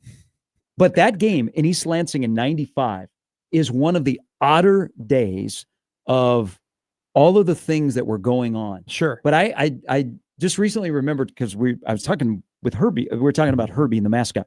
And I was like, yeah, you remember when Bill Byrne said, we're gonna redo it, but we're gonna put it away for the season. Mm-hmm. And all of a sudden, Herbie is back, and he comes on the field at Spartan Stadium. So It's the 95 game again in this weird, because there's a lot of weirdness in the Nebraska-Michigan State series. yeah. And just look recently, but start in 95, and you're like, oh wow. So next year they come to Lincoln and they blow them out. Nebraska was the number 1 team, beat them 56-14, and made Tony Banks a NFL quarterback. So I'm watching I'm watching the game right now because I wanted to see the walkout and Herbie and everything like that. Mhm. I couldn't, unfortunately. They have a 2-hour and 33-minute broadcast here on YouTube, which shout out them. But they didn't have any of that. But this is taking away from your story, which is a great story. Do you know who was broadcasting that game? I will give you so Rain Man, you guess second. I will give you so much credit if you can tell me who did the broadcast for the Week 2 1995 Michigan State Nebraska game. Who was on the call? It's a guy who does calls today. Kent Pavelka and Gary Saddlemeyer. No, I'm talking Also about true, though. I'm talking about the national ESPN broadcast. ABC. Brad Nessler, No, Mike Patrick, no, Sean McDonough. no. He does broadcast today. I think he's broadcasting a game this weekend. Mark Jones. Mark Jones. Remember watching. Mark yeah. Jones was Mark- on the Mark- 95. And usually game. he did Big 12 getting later. But yeah. Mark Jones and Dean Blevins. Okay. Yeah. Who recently retired down in Oklahoma City. So there you go. I was just watching this game and I saw Mark Jones. Mhm. Mark Jones is on this broadcast. I think the God. next year in Lincoln, Keith Jackson and Bob Greasy did that game when they had the return game. Lawrence Phillips, greatest running back you've ever seen in person. Yes. I love watching this. Also, one other thing about that day. So there was a question about where LP lived back in California. So Byrne had a little bit of a presser in the press box because Al Papik, the great Al Papik, was headed, and he was at the. I think Alice Tuttle was, first of all, great guy, senior associate athletic director or something. So he was out to California to continue this probe. But it was there's so much that went on in that 95 season, but yet they were so friggin' good that when it was Saturday, they were like They ever gonna hammer do, down. Except when I had to watch Mike Price running down the sidelines in Memorial Stadium when Washington State went up 7-0. Are they ever going to do the? There's a guy 19 for you to Google, Matt. Are they going to do the 1995 Nebraska 30 for 30? Nope. I remember. Nope. Is it? That's just never going to happen. Nope. It got left on the cutting room floor because ESPN wanted a different theme to it, and the people that were doing it wanted to tell stories. They didn't want to. ESPN wanted LP. They wanted all the other stuff that went on off the field, Yeah. and everybody that was involved, and especially the players, wanted to talk about how good that team was. And ESPN didn't think that just the mere fact that they were one of the greatest, if not the greatest college football team of all time, would carry a 30 for 30. They wanted the juice. And then when that became well known, there were more people that said, I'm not talking to you. Yeah. Well, here's my thing. Maybe Yeah. 10 years ago, I would agree with ESPN's thinking because that's what sells. But now that we've had the Florida documentary where there was so much juice there and they didn't squeeze it at all, and it just turned into an Urban Meyer is such a great coach doc, and then they did the Connor Stallions BS Netflix thing where they made his cheating ass look like he has a beautiful mind. Like you've just done all these football documentaries where you don't have juice. You can honor a 1990 one of the greatest college football teams of all time without any of your drama or your, these are some of the bad things that happen. I think that's a hunk of crap, in my opinion. Yeah. What's come out. I actually Todd Blackledge also did the game with Mark Jones. Can't leave him out because he was here a few months ago. Yes. Yeah, I did. I got interviewed for that. You got really? Yeah. How long was your interview for? Like 10 minutes. Okay. No, they did in the basement of this studio. You think you gave him some good bits? Yeah, Did it feel I think good? so. Felt good off the tongue? Yeah, but you know what? Let's just the best documentary about the '95 team was what Husker Vision put out. Wasn't it called The Decade of Dominance? Wasn't that the VHS tape? In college, my friend and I would watch that sometimes at 3 in the I morning. tried finding those. Why they should do those for more seasons? That'd be fun. Well, Well, I guess they- Chasing 3 was. be a little bit tough now little different. to put out VHSs and tell people to go to Kmart to get them and things like that. We got to bring that back. Come on, be a little fun. What, Yeah, don't you like a I'm little pretty- nostalgia? I'm pretty sure the VCR is not coming back. I have my VCR still. You know what? If they killed like they did the other day, dial-up AOL, the VCR isn't coming back. Dial-up AOL is done. Yep. Do you still have an AOL? Yes, email? I do. Yes, I do. When was the last time you logged in to said AOL email? Yesterday, because I pay a bill out of it. you knew that pay was a singular bill out of your AOL account? Yeah. Why? Because it's something I've had for like 15 years, a bill that I paid. You can And- transfer it. I don't want to. Why? Do you have to log into the email to pay the bill, or you just look at the receipt? No, I log into the AOL account and Yeah. it's just a reminder every month. That is so useless, Gary. Why? You can just put it to your regular email. No, I mean, I like to check. I like, like Are you when- holding on to it? No, like when people stop you and they go, "Hey, do you want a beach towel?" Just fill out this thing. That's my dummy email address. You don't do that? I'm not like, yeah, I want the beach towel, but I'm not giving you access to bug me. I don't think anybody's ever asked for my email. Hmm. And I have no Well, one day you go problem. to a ballpark and that's a good looking beach towel if you sign up for blank team awards.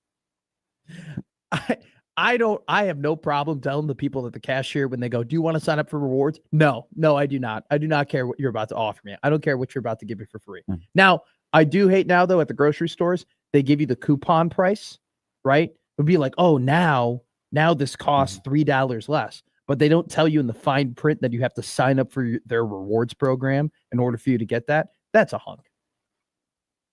Ed says, my favorite memory of the Michigan State Nebraska series is that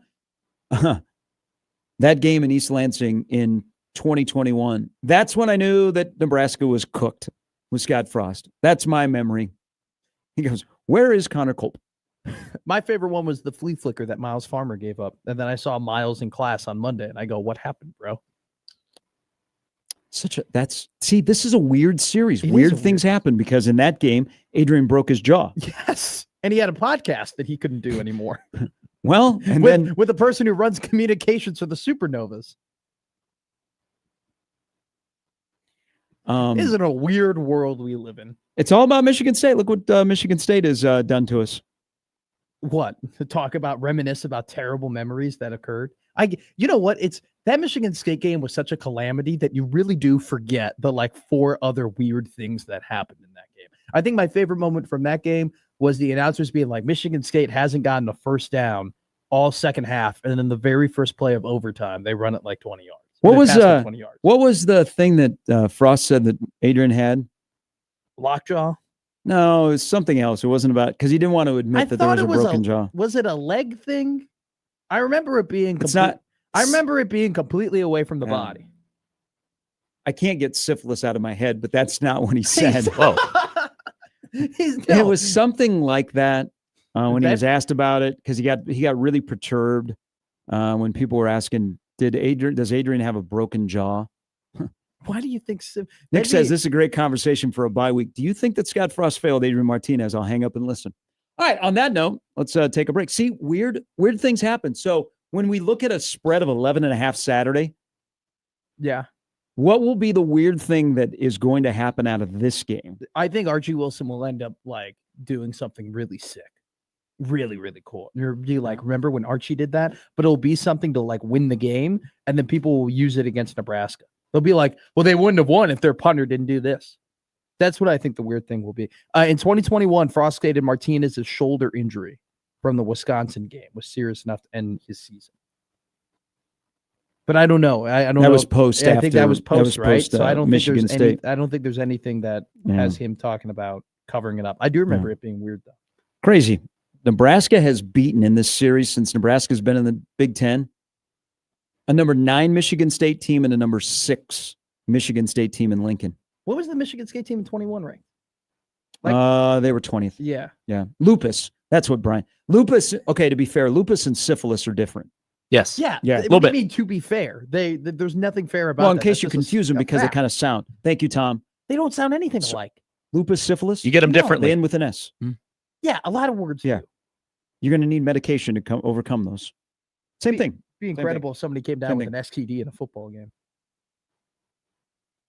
That took a different turn there. Did not expect Well, that. that's That would what lead to a said weird syphilis overreaction. Just focus on the broken jaw.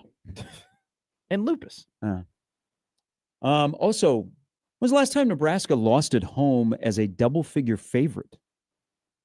Georgia Southern. 9.5 last year to Illinois. Not double figures. Yeah, I know. Yeah. But it was close. Syphilis and lupus. Horseshoes and grenades. You familiar? Very. We're back with more Gary and Matt after this at 1620 The Zone.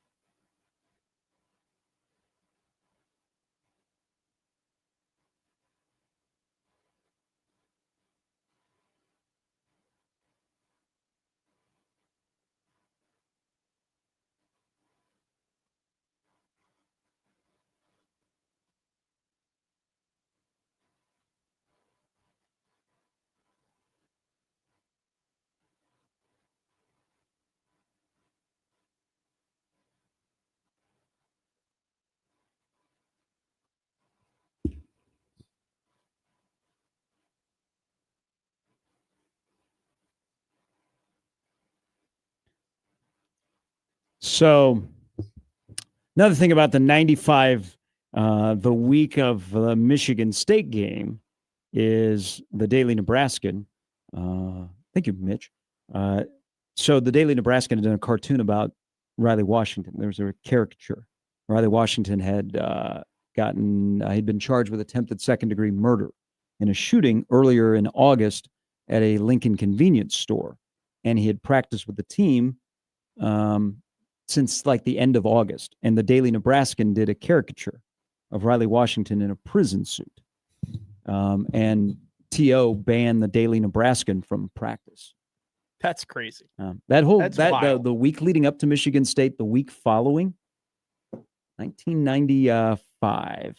I'm so mad at myself right now because I pride myself on the ability for you to say, hey, when was the last time? And then I act like Chekhov in Star Trek and I go, I can do that. So the question that was posed is, so Nebraska's an 11.5-point favorite. The last time Nebraska lost at home as a double-figure favorite. I don't think so. The COVID year when Minnesota won and Minnesota's roster was decimated, I don't believe that line ever got to double figures. But I'm not going to count 8.5. I'm not going to count that though because it was COVID, right? Okay. Like there were no fans in the stands. I skipped not a over. real season. All right, I have no, they were at Minnesota for that game. I can't find it. So I can NIU, they were a double digit favorite at home. They end up losing that game. Same thing with Troy, same thing with Georgia Southern. I cannot find for the life of me the last time they were a double-digit favorite at home against a Power 5 team. Yes, and this is like you mentioned Georgia Southern, which you're correct. Yeah, but this is Power 4, Power 5. Yeah, I'll find it. You might have to go back a ways. Well, here's the thing, Gary. There's not a lot of games. Yeah, where they've been double. Yeah, because they haven't they haven't been very good at football. Typically, you have to be good at football to get that respect. Okay, I got it for you. It's in. All right, I have it. It's in 2000. I'll let you guess it. It's in the 2011-2012 season. Whoa, that far back? Yeah. This is the first one I could find. I could probably retrace and see if there was maybe one that I missed, but I officially found one. 2011. It was in November. In the 2000. So it's not 2000. It is 2011. Yes, 2011. Because it's 2011/2012, but they played. That's the year they played South Carolina. It's Michigan State re-enters the conversation. I'm going to say after Nebraska beat number 9 Michigan State and beat them pretty handily, the next week, Kane Coulter walks into town in Northwestern. Yes. Because then Nebraska was the number 9 team. Nebraska got beat as a double-figure underdog or a double-figure favorite at home against Northwestern. They were a 17.5-point favorite against NU, and they lost 25-28. Yeah. I can retrace my steps. I'm going to tell you right now, though, I don't think I'm total because they've been double-digit favorites against teams like Northwestern again, but that was in Ireland, right? And they end up losing that game. They're just not. They're not double D favorites at home because they haven't won. It's just a weird thing, which is why I'm not betting this game because I don't bet Nebraska football games. But if I were to bet Nebraska football games, you bet your bottom dollar, I would bet. But isn't Vegas telling us something here? Are they telling us more about Michigan State or more about Nebraska? I mean, that's healthy. It's 11.5. There's a lot of people that are very shy, like yourself. I was talking to somebody yesterday. That's a funny question. I was talking to somebody yesterday who said the same thing you did. That they thought that this is a bit of a trap line. That maybe Vegas knows something that we don't about our own football team, and that they're trying to goat you into taking the underdog because the favorite hasn't won a lot of blowout games in recent history. Yeah. Here's my thing, though, Gare. I feel like Vegas and the line was trying to tell you something about Nebraska when they played Michigan, and the fact that line had moved. That line started at 2.5. It moved all the way to a pick 'em by kickoff. So I understand the thinking of, is Vegas trying to tell you something or smart money trying to tell you something? With Nebraska football, smart money in Vegas really hasn't mattered because they still lost that game and they still didn't cover. Either way you put it, they didn't cover. They didn't cover 2.5, 1.5, or half. Hey, I have to side note. Reminiscing here. Mitch Sherman just texted me. We really need to do a podcast about the week leading up to Michigan State in 95 and then the week after. And then, by the way, the game where Nebraska just destroyed Michigan State. after it was 10-7. People forget it was 10-7 in that game. By the way, Nebraska got off to a really start. It was an 11 a.m. kick, and then they just cranked it up. small side note: Dion signing with the Cowboys actually broke during that game. They had a presser Oh, on really? Monday, but Wow. yeah, they said that Troy Aikman was taking $2 million deferred on his salary so that the Cowboys could sign Dion. So the world was That's good in funny. 1995. That's just things were weird back All right, halftime. When we come back, maybe Vegas is paying attention to Dana Holgerson when he says, you're going to see something you haven't seen yet. What was he, like the trainer and secretariat when he's in Kentucky? Hey, Kentucky, Oh, Big Red. Isaiah Mosey ate his breakfast this morning. I don't And know. you're about to see something you ain't never seen before. A little bit later, Steve Sipple and Brian Edwards joins us on 1620 The Zone.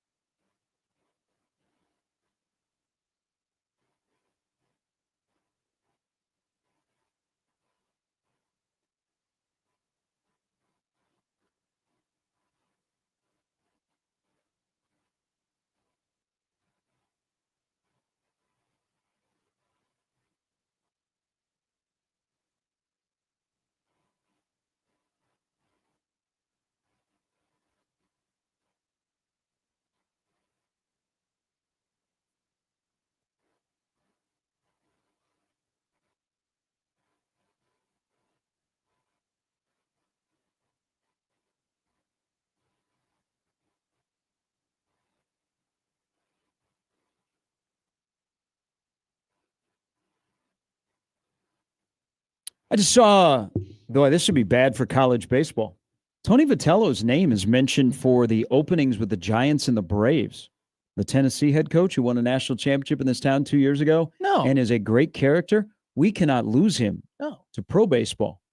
This sounds like a Darren Erstad thing, Would he be good? but he didn't have a connection to the Giants or the Braves. Would Tony V be do you think he would work in the pros? That fire, that tenacity, I don't think that so. kind I of don't chip think on so. your shoulder? I don't I don't know. think so. We wondered the same thing about Erstad when Erstad was a candidate for the Dodgers job Yeah. back in the day. And I thought, man, Chief would be, that'd be his intensity. I don't know that everybody would share that.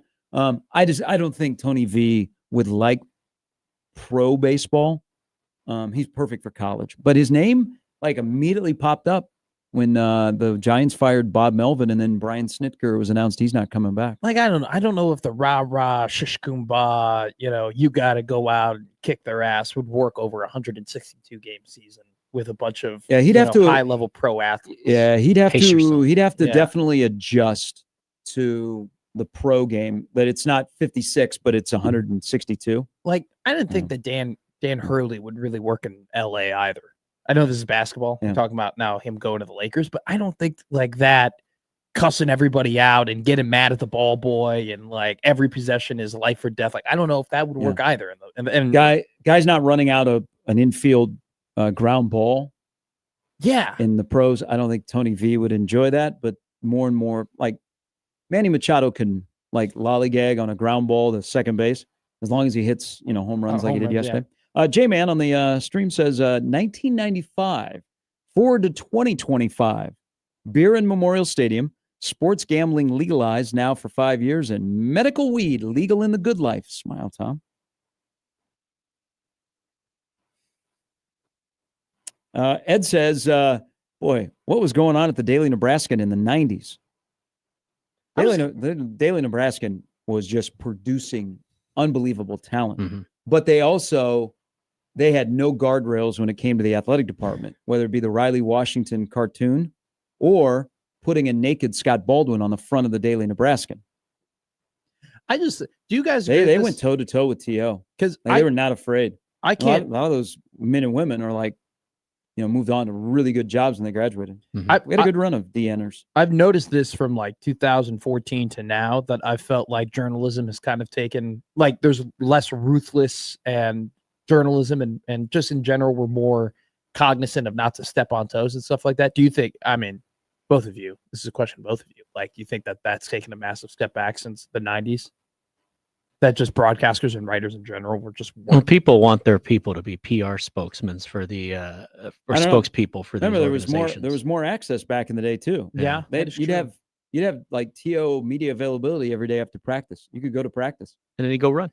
really Yeah, he would stand in the corner of the end zone and he would talk to the media every day. Like Nebraska would put out a daily practice report from the athletic department. God.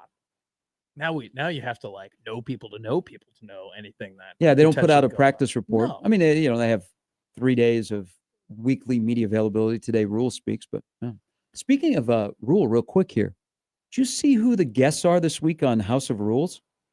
Oh, I saw one. Ari Wasserman Yes, and I Andy saw Ari. Staples. Yeah. So what is he gonna do? Wow. He's going to confront them about the takes that they've had, or is I he don't- going to try I and don't think he'll- convince them that I don't they're think better? he'll confront them, because if you notice this week, so they talked at length on their podcast about the Nebraska-Michigan State game, which is further down. Mhm. It's not in the same breath as Vandy, Alabama, and Miami, Florida State. But they did spend some time on it. And I was like, that's curious, because it's not, No. yeah, it's like maybe the Washington Maryland game has more, I, but First off, now it they're does. going to be guests on House of Rules. I don't think he'll confront them. I think it'll be a discussion about Dylan. yeah. It'll be, I think that's where you put the period. By the way. but good on Rule. Like, hey, bring him on the podcast, because he's been on their podcast, right? I But just will he bring Tom Fornelli on next week? Like anybody would that get has said numbers. anything negative about Nebraska, does Rule just have on their podcast the following week? crap. Should I start saying negative things? You're a national guy. You'd be booked. So No, I'd be curious I in don't conversation. say that many negative things about the football. I really don't. I think I'm pretty well mannered. Minus that I just thought they were going to lose Michigan, and they did. 'Cause they're not ready. So then for like a week or two, both of those guys will say really nice things about Nebraska. it's just kind of, it's a little strange, but I mean, I think you already know what half of that interview is going to be. I mean, like the first half of that interview will be year 3. This is what we do. We have a standard. they'll probably do some like, oh, I respect Yeah. your profession and what you do, and they'll probably, you know what, put it on the board. There will be Yeah. an aggregated quote from either one of those three guys about the Yeah. current state of NIL. I guarantee you they dive all into NIL and $40 million teams and allocation of assets and Mm. different negotiations and stuff like Or, that. That'll blow up. Or they will go back, what was it, May, when Ari wrote a column, and there was a Rule quote that may have been taken out of context, and it became back and forth. They might, I would say Rule is probably going to laugh about it. We'll have some discussion. We'll talk general college football, and then he'll get a little jab in there. But so see if we have moles.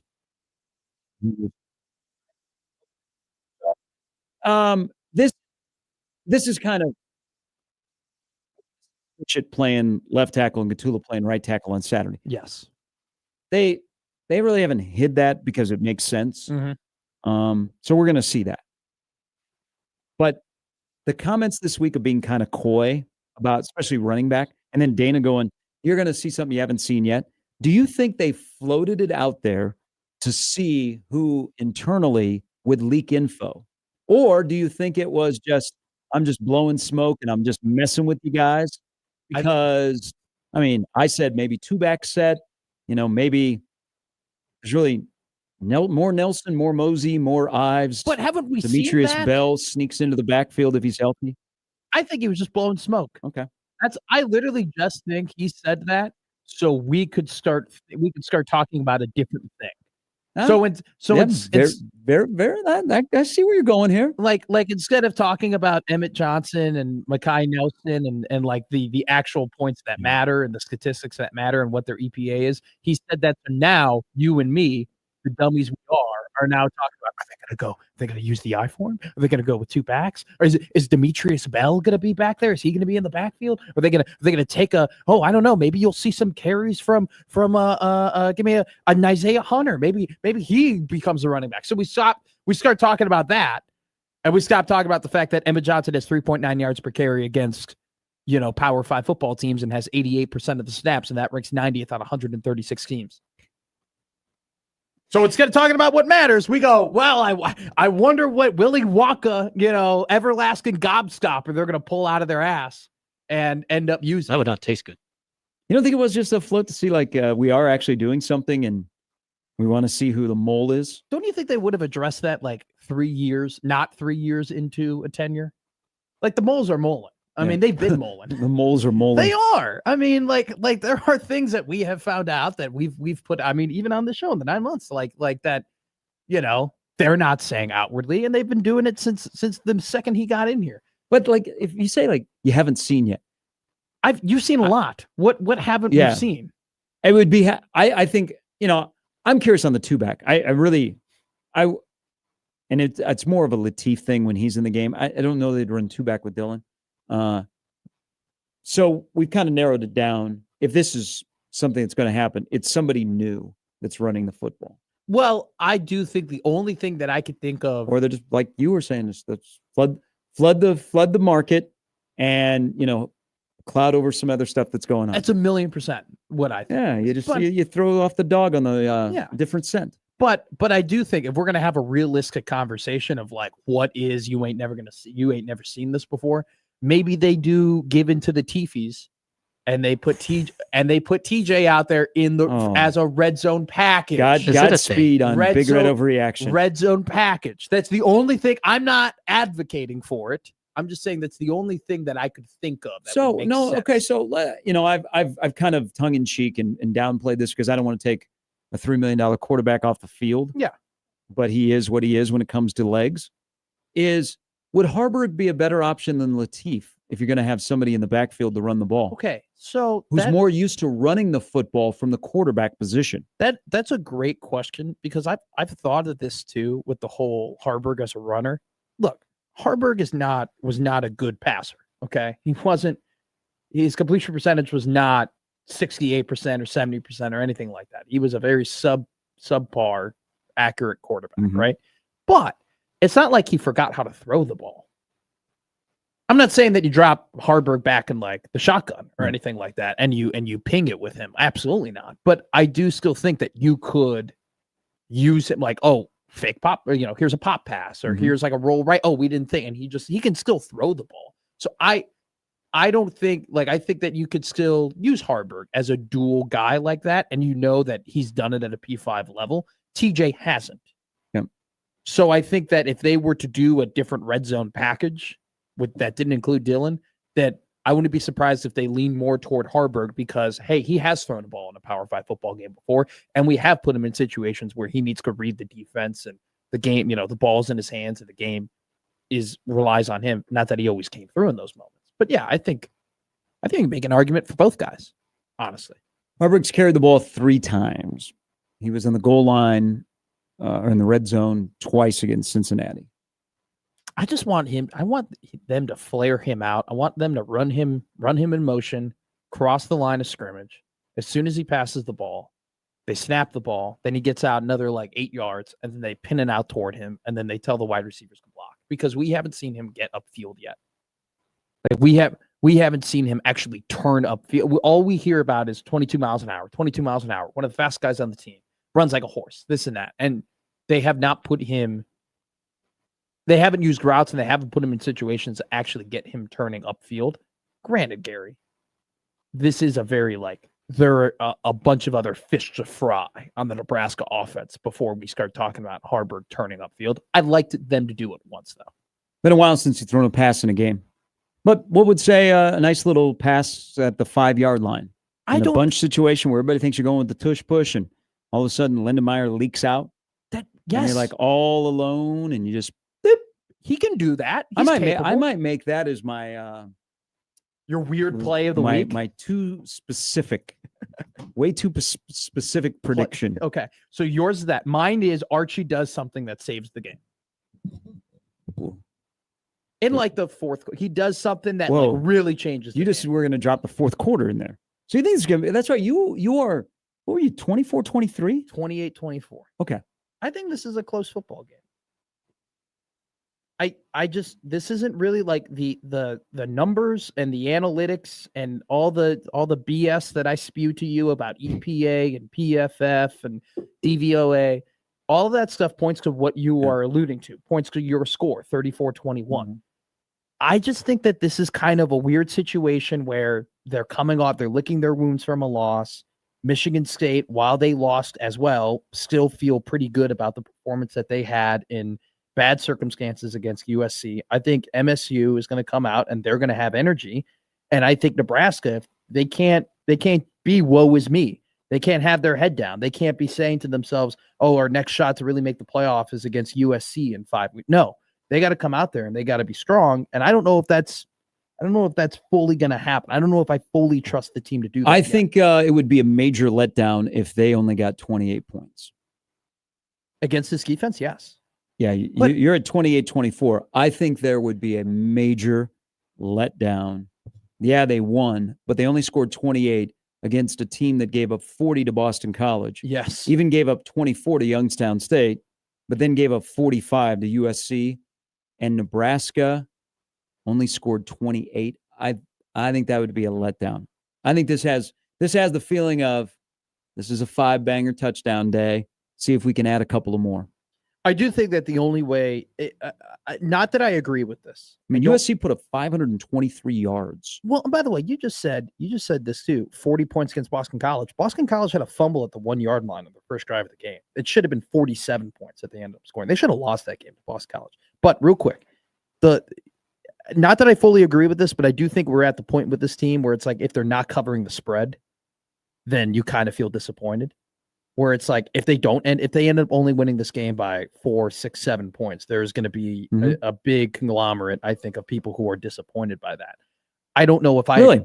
I think so. I think more people looked at the spread and gone, wait, that's way too high. But if they go out and they're if they only score 28, I think there would be more angst. Okay. There would be more angst, in my opinion, if they only scored your 28 instead of they didn't cover. I see let me twist this then. So if it was 35-31 and they won by 4 but they scored 35, less angst, right? Okay. I mean, but there's always angst around here, so it'd be a discussion about Well, Nebraska's in trouble. They gave up 31 to Michigan exactly. State. So that's kind of where I make But- the point but- of like, if but- they don't but- cover, but- I don't think people. But Yeah, go ahead. USC gave up 31 to Michigan State. Boston College gave up 42 Yeah. to Michigan State.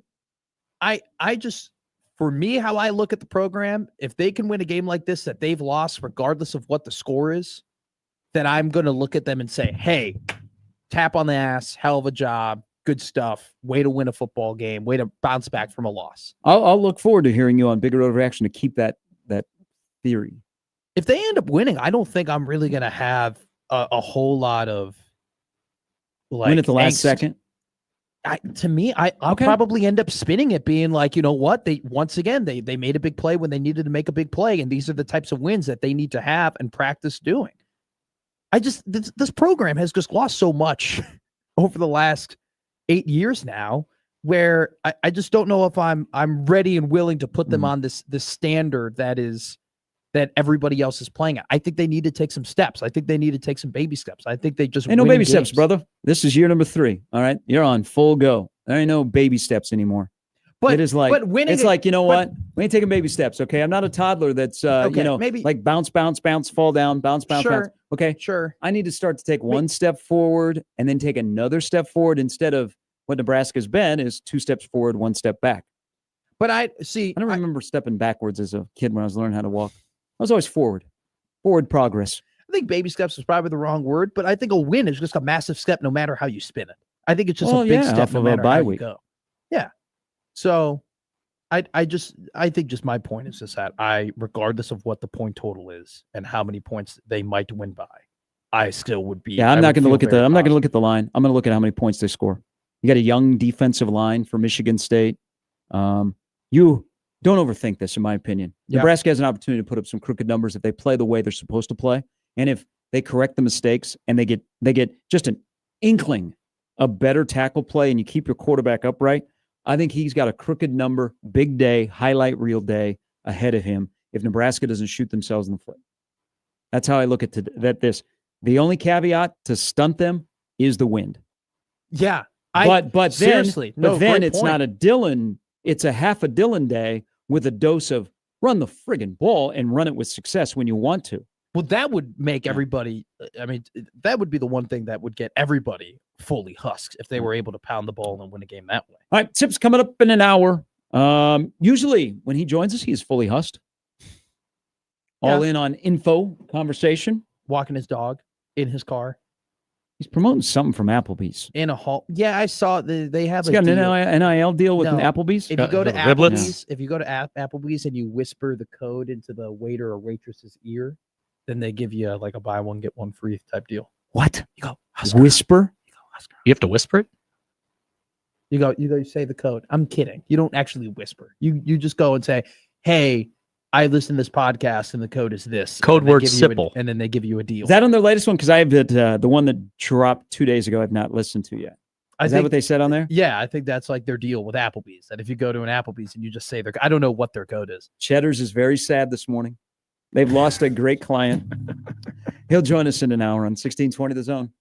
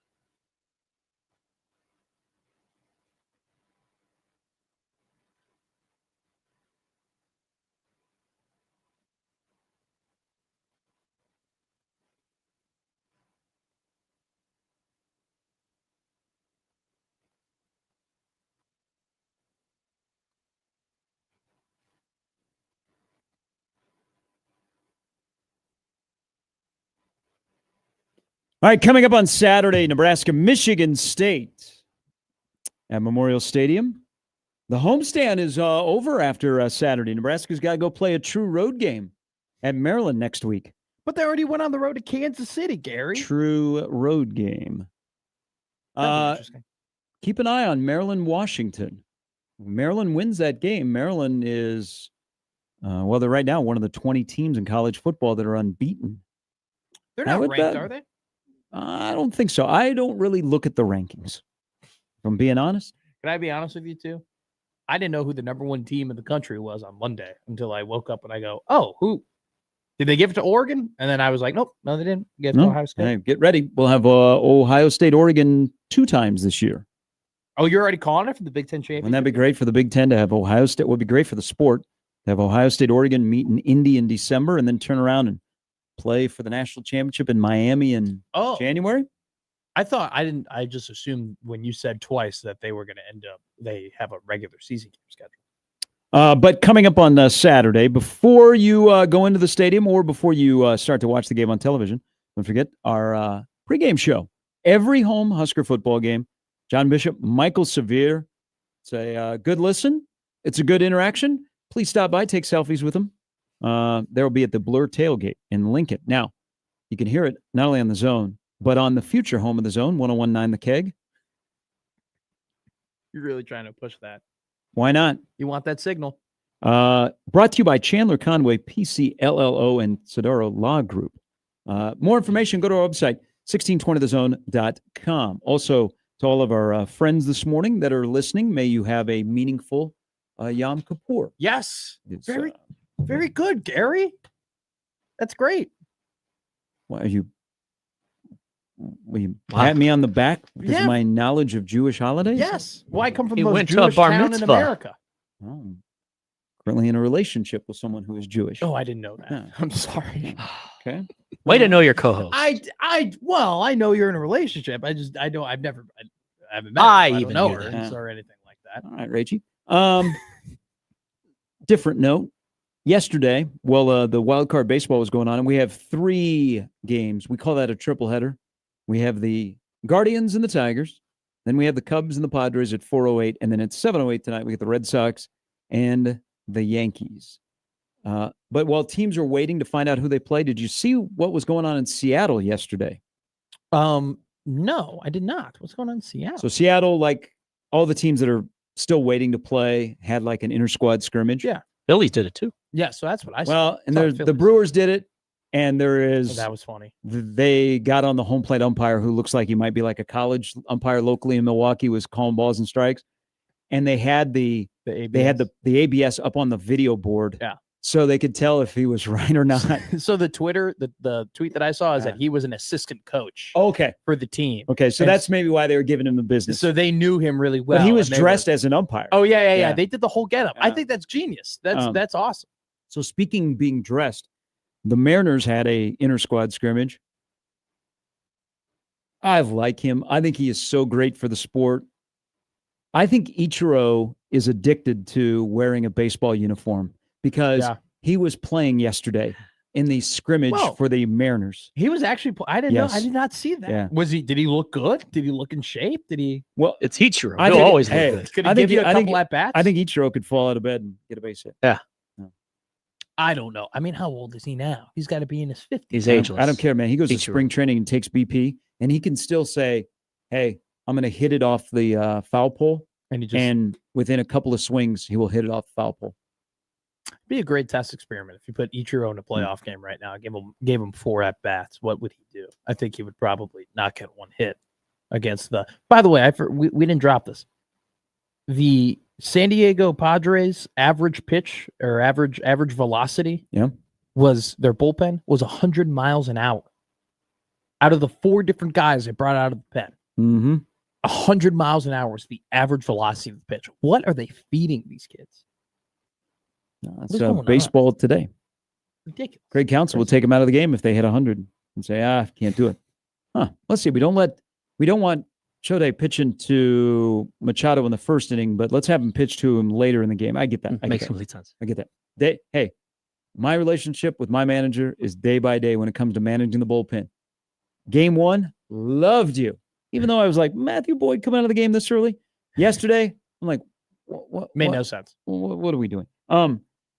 We have somebody that's angry. Not at Oh, us, but okay. Creighton basketball fan here. Jason writes into the Equitable Bank inbox.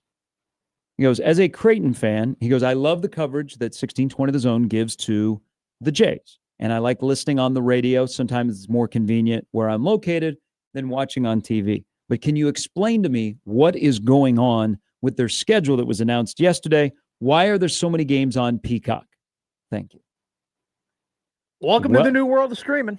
No, I think welcome partially. I think welcome to the Big East.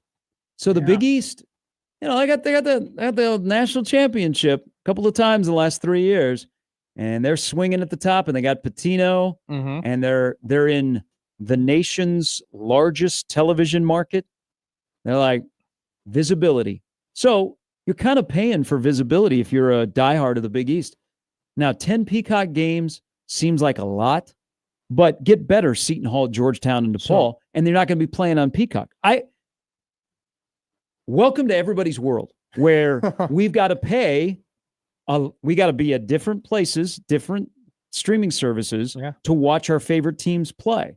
I mean, look at tonight. We're going to start the week watching the NFL on Amazon. Mm-hmm. We're going to finish the week watching it on YouTube TV with ESPN. I mean, Yeah. I think we're kind of getting used to it. We should never just say, oh, you know what? They can just pass those charges along to us. I just think it's the Big East. The Big East is about visibility. So Creighton's going to play on an ESPN network. Yeah. Granted, ESPN Plus, they're going to play on Peacock. Then they're going to play on their regular TV partners. Then they're going to play on TNT. At least the saving grace, the production on Peacock looks great. It looks fantastic. It is great. No, it is cleaner. The announcers are better. The cuts in, the cuts out, the graphics are great. It is a little, and now, but here's the BS thing though, about this whole streaming service. And I know it's got to happen with the sports and whatnot, but, and I've already talked about this with you. Isn't the point of streaming services like, all right, hey, I'm kind of paying a premium and I don't have to watch ads? Like now that you're like, unless you get this premium package and you pay more per, I think it's like $3 more a month, you still have to watch ads. I think that's an absolute joke. But I think I'm counting here, Gary. It's 6 different stations that Creighton is going to be on: FS1, Fox, TNT, True TV, Peacock, ESPN Plus. And so not only do you have to have a cable package, but you also have to have an ESPN Plus subscription, which I think you still can get singularly for like $9.99. You don't have to do the $29.99 for the all-encompassing ESPN package, but then you got to pay for Peacock. Then you got to make sure that you might have to, do you have to have an additional package to get FS1? Or does that come with a standard? Because usually it comes with a standard. Yeah. Still though, I mean, it's getting, this is the world we live in. Is Nebraska football going to get away without a Peacock game this year? Have we announced what that Northwestern game is going to be on? No. That's probably going to be the one then. If Nebraska ends up beating Minnesota and Maryland and Michigan State and they're 6-1 and they play Northwestern and they're at home, I could see that being a Big Ten game. But if they end up being like 5-2, if they drop one of those games before the Northwestern game, I could see them saying, all right, we're going to have the 5-2 Nebraska team that has lost to Michigan and whoever else play this crappy, awful, barely can do anything in the pass game Northwestern Wildcat team. It's embarrassing. It's 4 years. I got basketball coming up, and I looked at your basketball roster there at Northwestern. Who? Did you keep saying who to yourself other than Nick Martinelli? Yeah. How is he still in school? Oh, he didn't. He was like my age, and I think he redshirted. He might have been younger than me, actually. He was playing at Glenbrook South. Hey, so He was playing at Glenbrook South when I the was still in high basement school. program that is Northwestern, and when I'm investing private capital, it's like I don't want to invest in Northwestern. Can I only do 17 teams? They have been at the tournament, won some games. I think Northwestern basketball cheats. Okay. Explain to me how the basketball program that never seen until that get this mad. 2016 had never made the NCAA tournament. How are they cheating? Because if they're cheating, they're terrible at it. Eligibility rules do not apply at Northwestern. They have basketball players that they were getting extra years before COVID was a thing. That's not And true. then like Northwestern players got like 2 years for COVID. How is Martinelli still at Northwestern? I just told you he was still in high school when I was in high school, and I think he just got a red shirt, and like this is like his 5th year because he Boo came, Buie was there forever. he came well. So Boo was different. That was Boo BS. Buie was at Northwestern when Tim Miles was the head coach. His first game was Hell, he might. that's not true. I mean, Barry Collier might have been the head coach in Nebraska. His Boo Buie was at Northwestern. His first year was 2022. It's just Nick Martinelli came on to a really, really bad Northwestern team, so he had to start playing basketball right away. Yeah. They're actually not going to be good this year, but they have a young enough team where I think they'll be good next year. I'm being honest. They have some. That's They good. That'll be less Northwestern basketball talk. when Barnheiser got hurt last year, it actually allowed a lot of some of their. Surprised younger he's not guys. still there. Well, he's playing for the Oklahoma City Thunder. He got drafted with the 44th overall pick. Little bit. Maybe Sip would like to talk about this. So news yesterday. The Big Ten leadership, Tony Petitti. Sometimes he says stuff and you get very confused. And That's a great trait to have as a commissioner. well, it runs in the family of Big Ten commissioners. It Kevin does. Warren to Tony Petitti. They have these ideas and then they roll them out and you get confused and you're like, and then they fall short. is that a bad idea? Or in this case, so the Big Ten is discussing a $2 billion private capital deal. And when you hear private capital, sometimes you think about the Saudis. Yes. Ooh. And the Saudis love our sports. There's huge investment possibilities with the Saudis when it comes to American sports. Or comedians to take money and go over to Saudi. Or Arabia. WrestleMania to bring Yeah. that massive event that should be in America So there. this was reported yesterday by ESPN, and people got very uncomfortable. I think, and there's nothing, they're discussing. But once you discuss, it's almost a done deal. Mm-hmm. Or you float something out there to see what the reaction is. So they're looking for long-term stability in the Big Ten, because I don't know if you know this, Big Ten is actually a poverty league. Okay, they make no money. They got no money coming in. So they got to look for, something. So it'd be a 10-year extension of the league's grant of rights until 2046. Long-term stability in the Big Ten, cash inflection. Okay? I actually think this is a very smart move by the Big Ten, because they're out in front of where college athletics is going. And the Big 12 floated this, but the Big 12 doesn't have the cachet of the Big 10. So the Big 10 can get into a discussion and you're like, yeah, I would invest in the Big 10 right now. Yeah. So instead of being reactionary, they're trying to be the first. They're going to get crushed for this. But we know this is coming. But think about this for a moment. Look at it from the Nebraska perspective. You got a major project to redo the stadium. Mm-hmm. That's a lot of money to raise in a relatively small donation base. Yeah. You get this extra cash that you weren't expecting, and it goes right to your stadium project that gets fast forwarded instead of waiting and waiting and waiting, because we're going to hear about this sooner than later. I know on the campus and cutbacks and stuff, there's some heated meetings that are going on, but Nebraska would like to announce this.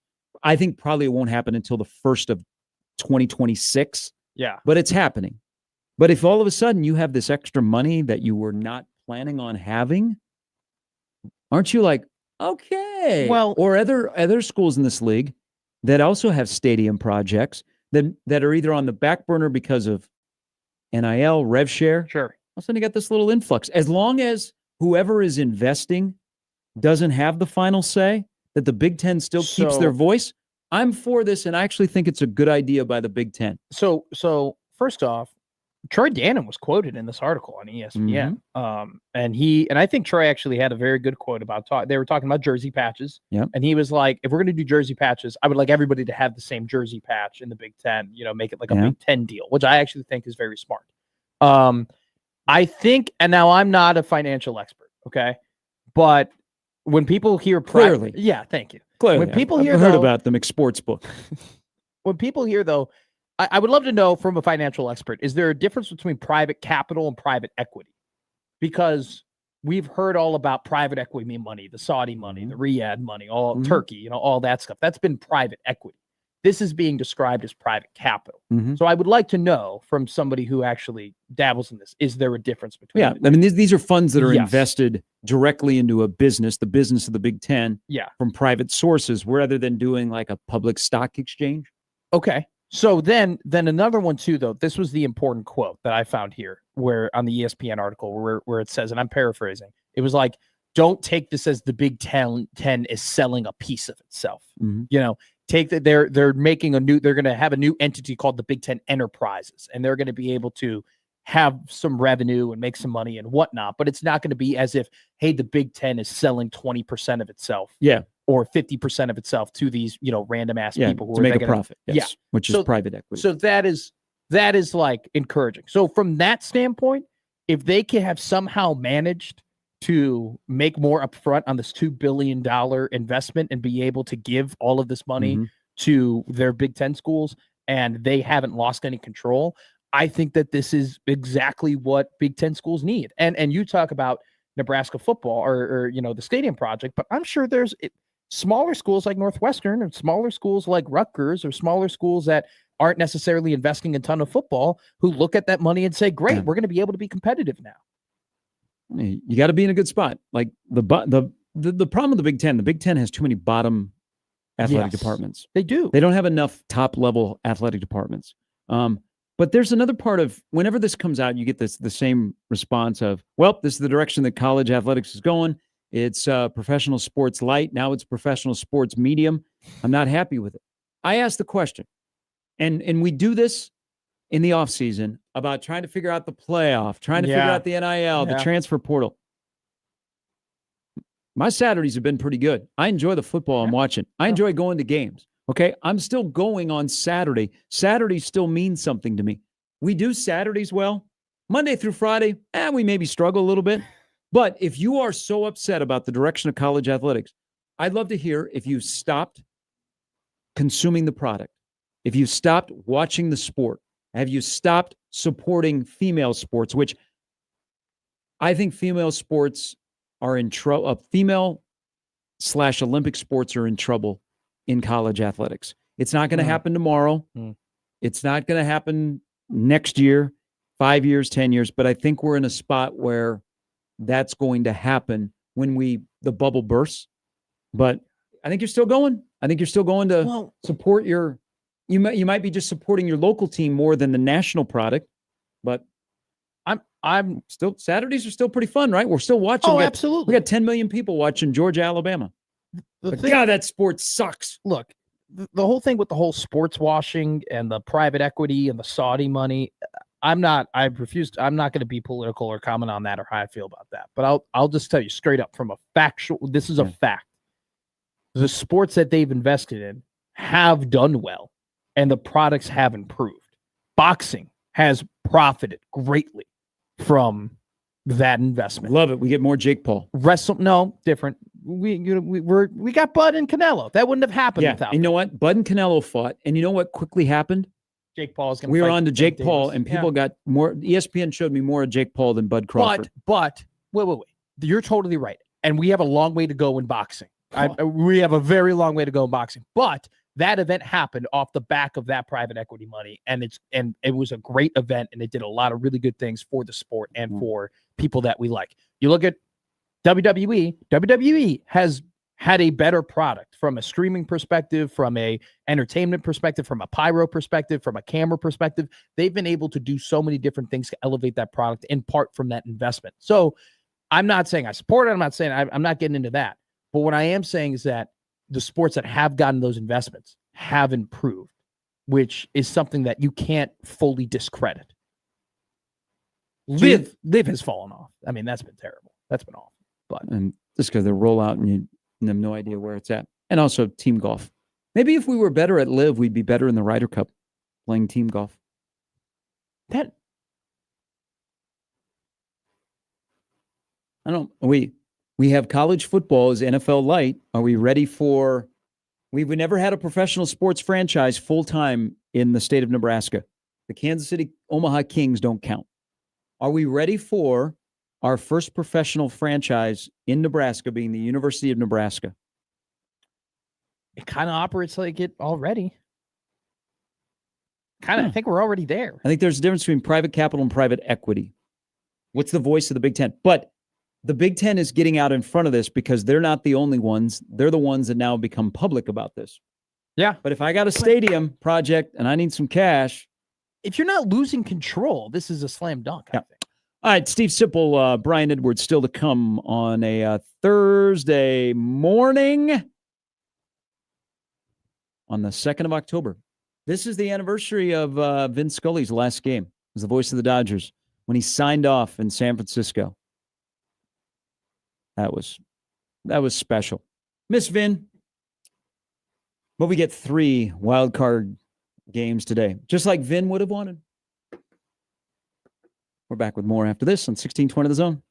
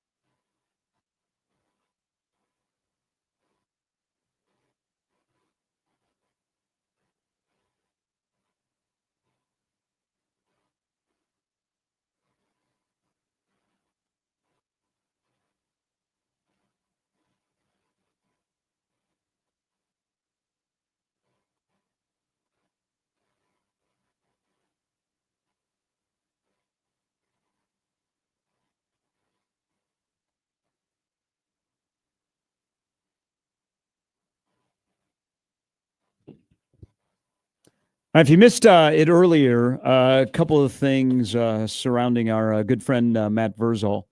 There is a soft opening at Pisons today, takeout only, so it is reopening after a week at 11 a.m. Just be very patient. They're open 11 a.m. to 8. Again, it's only for takeout. You can't dine in at Pisons, but I know that they will be overwhelmed with support, and also people miss the pizza.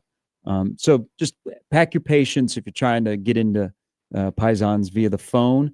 And also coming up on the 18th of October, the public ceremony to celebrate the life of Matt Verzal will be held over at Scott in their football stadium, Moylan Field, at 11 a.m. That is coming up on the 18th of October, which it is the morning after the Minnesota game. So there is no conflict with Nebraska football.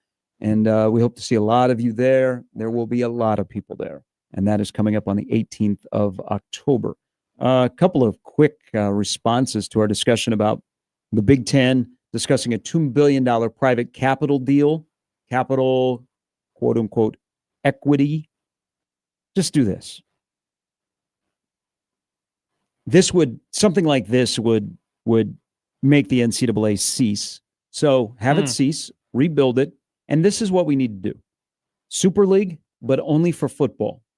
So college football takes the teams that want to compete and they have a Super League. And then you take the football program and that budget and all the money that's involved, take it out of athletic departments, make football a separate entity because the model doesn't work when it comes to other sports in your athletic department. So make it separate. You have this influx of money.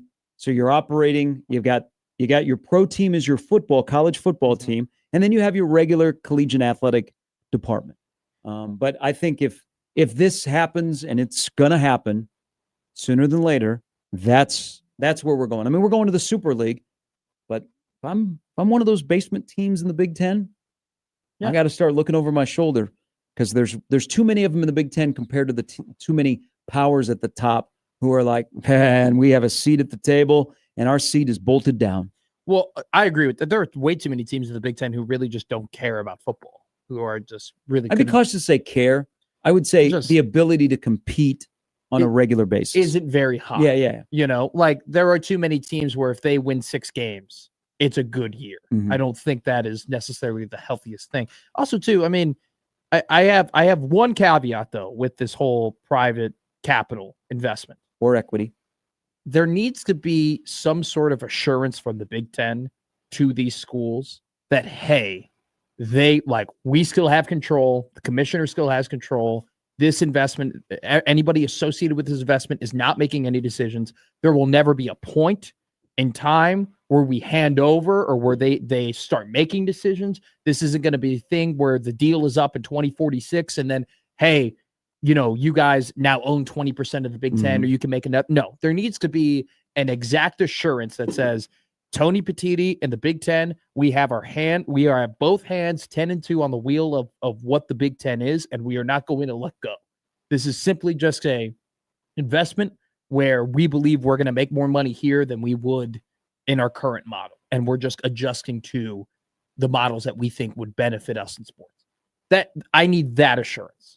Because if you don't have that insurance and they sign this deal now, and then a couple of years down the road, they go, oh, hey, by the way, it's more advantageous now for us to get more money. And then they're going to end up taking over. And this private equity firm is now going to start making decisions. That's terrible. I'm not in support of that. The only reason I'm in support of this is because it's not this private investment having any sort of decision making. Brian emails me, Gary at 1620thezone.com. Back to the jersey patch. Let's just play this game. If there were jersey patches and Nebraska was involved, which patch gets taken off the jersey? I don't think any patch gets taken off the jersey. I think they probably just slap another one right on there. I think if there was a jersey patch on Nebraska's jersey, because you have the Nebraska football patch, you have Adidas, you have the Big Ten logo. In baseball, they put them on the sleeves. You can't put it on the. You think you can put it on the shoulder pad? That look ugly. No, not where the numbers are on the Okay. top, but on the sleeve, on the side. Okay, I don't. That's where baseball puts theirs. Sometimes it's not really even noticeable. Now, some will put it in a prominent place on the front of the jersey, but that can look awkward. I just don't think you would add another patch to the front of the Nebraska jersey. I would think maybe on the sleeve. I don't know. Maybe you have all the guys who wear armbands and stuff like that, and the compression. You just sponsor the compression armbands and stuff like that. That might not be a bad idea. I think that would look better. What about the than having helmet? jersey? What about putting your logo, a little logo on the back of the helmet? Okay, that's fine. I'm Okay. totally fine with it being on the back of the helmet. I think it actually might.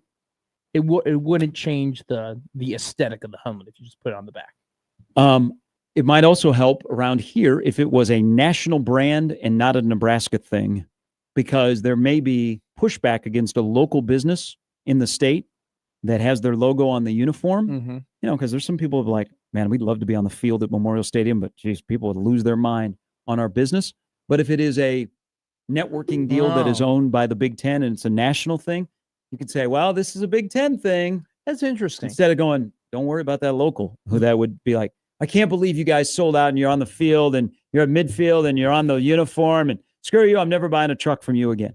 No, that is actually so interesting to me that like the tradition of Nebraska football is held so tightly within people here. Don't in mess this with the state. uniform. Yeah, that people would actually get mad and be like, how dare you alter what we think is so beautiful? Actually, it's going to do the adverse effect. You're wasting money doing this. All right, last hour on a football Thursday is coming up. It'll be a busy hour. Sip stops by. Sip's at a point now in his life where I think he has a bunch of patches. He's sponsored.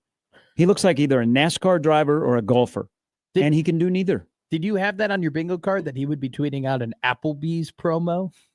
Sip is sold out. You get older, you like all journalistic standards go out the window.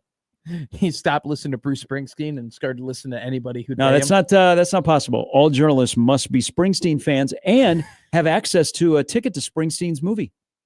Actually, yeah, Le Batard going. All right. Also, Brian Edwards on 1620 The Zone.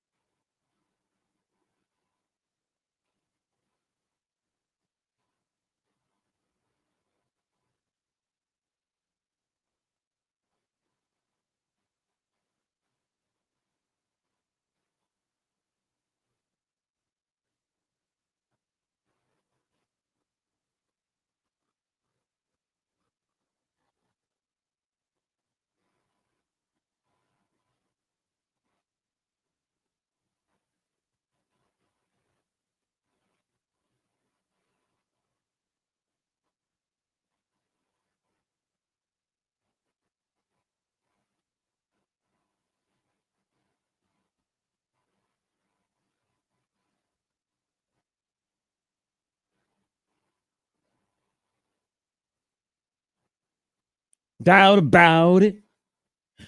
California has had a party. They're partying last night. Dodgers won easy breezy. 2 games with a relentless offense. Pretty good starting pitching. Snell and Yamamoto. In their 2 games, they were fantastic.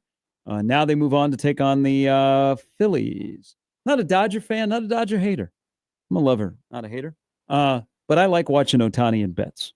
Well, he's the greatest of all time, according to you. Mookie Betts.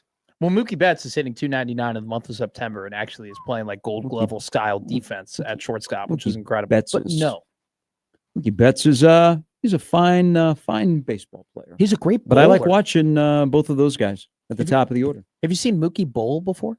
I have seen video of him bowling. Have you seen him throw Yes, I've seen from him. right field or from Yes. shortstop? That's Yes, pretty good. I've seen him throw. Yeah. But that doesn't mean you're good. Just because you can play baseball doesn't mean you're good at bowling. He is what we call a An baseball knower, Okay. a 5-tool player. But that doesn't, one of the tools isn't being able to bowl a 300 How Doesn't many, hurt. How many 5-tool players are out there? that I can think off the top of my head. Trout, Betts, PCA has the tools. He does. 5-tool player. 5-tool player. Bobby Witt Jr., Gunnar Henderson 2 years ago. They are currently. Yeah. Well, You can okay. say 2 years ago. Still. Do you have your 5 tools in your box? Or do you lose a tool along the way? I'm talking like right now. You wouldn't, Judge would technically be a 4-tool player, right? Because he's not, is he considered fast? Would you consider Aaron For Judge his fast? size, I would say so. Okay, so he's a Yeah. 5-tool player. Aaron Judge is a freak. Good luck He to is. him today against the Red Sox. All right, Sip's going to stop by here in a little bit. You hate St. Louis, don't you? Yes, can't stand it. Did you know that if you go to Baker's here in the Omaha area, Okay. the favorite, if you go to St. Louis, I should have asked my good friend Ken Ritzdorf. Who's he's got he's got kids that live in St. Louis, and he's a diehard Cardinal fan. Also, I want to give a shout out. Happy birthday, Glenn Sisk. Oh, wow. If you know, you know. Happy birthday, Glenn. You know Glenn? I know of Glenn, and Yeah. I've emailed Glenn, and I've talked to Yeah. Glenn. Glenn's celebrating a birthday today. So if you're at Creighton, make sure that you tell Glenn happy birthday because today is a very special birthday for Glenn. But I have been told that everybody's favorite pizza in the world, Emo's, the cracker pizza that St. Louis is most famous for, they're famous for Ted's Custard and Emo's Pizza and the Arch and a baseball team that hasn't been in the playoffs for 3 straight years. Clydesdales, don't forget. we talked And the about it. Clydesdales and Bud, but now it's not owned, Yeah. I guess Baker's now has frozen Emo's Pizza. Is it really that You know good? what? I think you're right. Is it that good? I've never had. I've St. never Louis. had it I didn't either. even know that St. We Louis. had House one. It's was a- basic. It's a cracker. It's a cracker pizza. It's unique to what- St. Louis. what do you- There was I one would- by me in Overland Park. We never had I it. wouldn't go out of the way to get it, but now I didn't know they were in the frozen pizza business, which I guess everybody is. Mhm. You can go to Baker's. Baker's here in town. You can get Emo's Pizza. You got to text me next time I go to Chicago. I got to bring you back the Lou Malnati's frozen pizzas. I've had it. I've ordered it and had it shipped before. You ordered and had it shipped. Yeah. So They why are don't you? so expensive. Yeah, but sometimes, you know what, Matt? He saved his Matt, let me money give you a over little the bit of years. advice, okay? Sometimes things are expensive, but if they give you joy, they're worth it. There you go. Hell yes. I'm aware of that. I gamble. Okay. I mean, that's You just literally- described my dispensary trip over the weekend. Yeah. That's, I mean, What the? yeah, we all have our I different all of a sudden vices. become the normal person on this Yeah. show. Jimmy is weed. I am What? pizza. And No, you were- you're gambling. I'm Yeah, gambling. you're and you're gambling. pizza. Yeah. We're the three amigos. I had pizza. All right. Attaboy.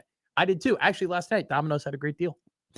I tweeted that out. I saw that. I did see that deal. So you got blocked momentarily How did I get blocked? because I thought you were momentarily? then going to take a picture of your Domino's pizza and goes, "This is incredible." No, I'm not. $9.99, all Incredible. everything you want. It's phenomenal. No, It's like Ja'Cory Barney pretty running a jet sweep was- inside of I'm the telling- 10-yard line.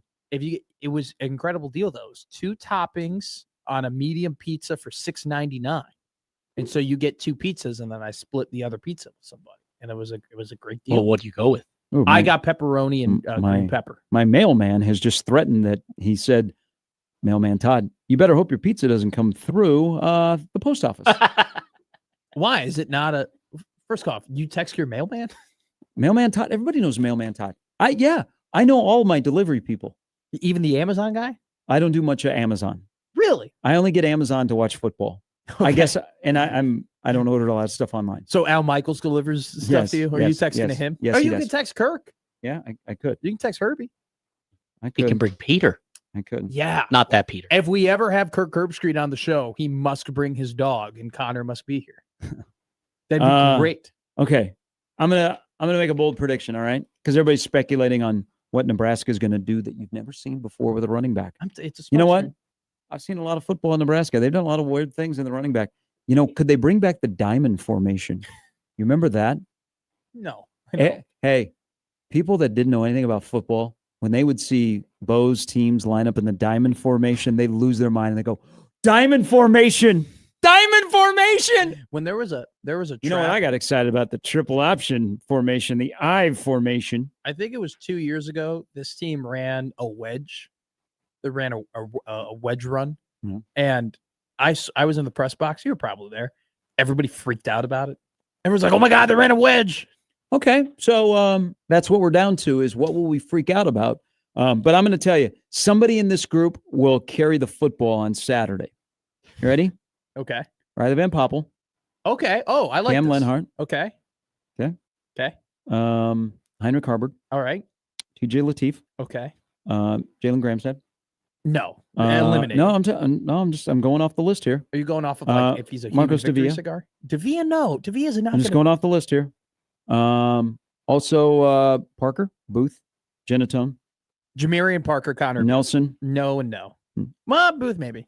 Nelson, Ga- Mackay Nelson. Yes. Go Gadget, Ives, Emmett Johnson, Dylan Ryla. One of those guys that I just mentioned will carry the football on Saturday. And when it happens, I want credit. Didn't you just name every quarterback and every running back on their roster? I got to leave myself open for options.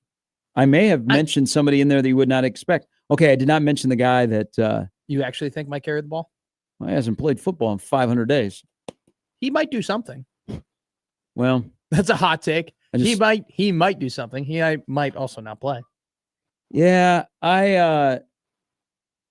TBD. It'd be a good story. When Demetrius Bell finally plays at Nebraska, it's a good story because and he will not have played in over 500 days. Hasn't he been like the silent Quentin Ives? Okay. Excuse me? Here. What? Roundabout. Oh my God. Roundabout. Here Hold we go. on here. Buckle up. Is this going to be an analogy from you where it's like, hey, we need to go to Lincoln from Omaha, but we're going to drive through Fremont to get to Lincoln? No. Okay. No. The analogy is that Matt Rule and staff for months told you how great Quentin Ives was in practice. And they told he's going to play here one day. He's going to be incredible one day. He's making so many improvements. He's our second running back, this and that. And then he doesn't get a carry against Michigan. Is Demetrius Bell like the silent Quentin Ives where they haven't said his name on the podium and how great he could be? But if you ask anyone around the program, they go, hey, D-Bell's a dude. He just has to get healthy. I think that's a fair analogy. It actually might be truthful because I think there's sometimes the Rule tries to speak things into fruition of guys that need a little love, like whether it be the defensive line or Ives. Yeah. That he will talk and talk and talk and talk and just talk some more and hope that one day he'll be proven right. That sometimes when he doesn't talk about something, Sure. it actually comes true and that actually happens. So that could be a scenario that, yes. Because he that hasn't could be said the a case. word about D-Bell, but you ask anybody and they go, man, he's an athlete. He's going to make – they thought he was going to make a big impact last year, and then he got hurt. Very silently has been like a potential big deal, but he may or may not play, or he could line up at running back. Oh, I also did not. I should have added this. Ja'Cory Barney. Wow, what a hot take. Well, Pin it up on the board. I just want I to liked where you- give people options. I liked where you were going to begin. I thought that was actually a fun little exercise with Van Poppel, Lenhart, and what was the other guy that you said? Another lineman. you put Emmett, in there. Emmett. No, Dylan. not Emmett and Dylan. They're obviously going to run the football. Ives, Nelson, Go Gadget, Who's Go Gadget? Mosey. I don't think Mosey's a Big Ten running back, but he's a nice little gadget player. I'd love to see him play more wide receiver, but he's a gadget guy. At this point, a yeah. gadget guy can't be a number one running back in the Big Ten. Do you remember when Scott Frost would talk about Ramir Johnson and call him a tweener? And then he just never played. I actually Yep. do kind of like how they're playing Mosey. that he actually is playing. They're actually attempting to use him. Well, you can't put your best players on the field. He's a wide receiver playing running back, and a wide receiver that runs like he looks like a running back that is a wide receiver. I mean, we saw And they moved him kind of more to the slot where instead of lining him up in the backfield. I mean, Mosey and Mills need to play a lot more, but also Key and Hunter need more targets. And then Ja'Cory just needs to continue to give him his love. I think Key just needs to step up in bigger moments against really good teams. And I think that Isaiah Hunter just don't step out of bounds. Just stay in bounds, please. Whether or not it was the sideline or not. You've played enough football to stay in bounds. All right. Steve Sipple is going to join us next. You guys want to make a wager on how quickly I could get him to say Applebee's? Yeah, I'll $100. No, not $100. 50. No. 25. Stop. Lunch. I'll get you coffee tomorrow. A bagel. You want coffee? Or Two you want a bagels. Milo's? All right. We'll do that. That's coming up next on 1620 The Zone.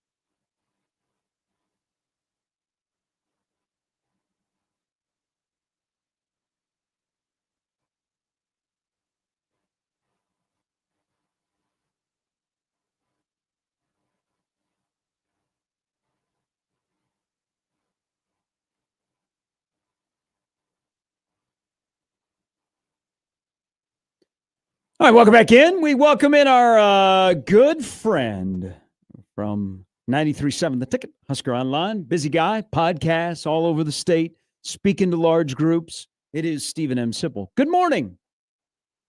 Good morning to you guys. How are we doing? Good. Hey, I know you're busy. Are you eating good in the neighborhood?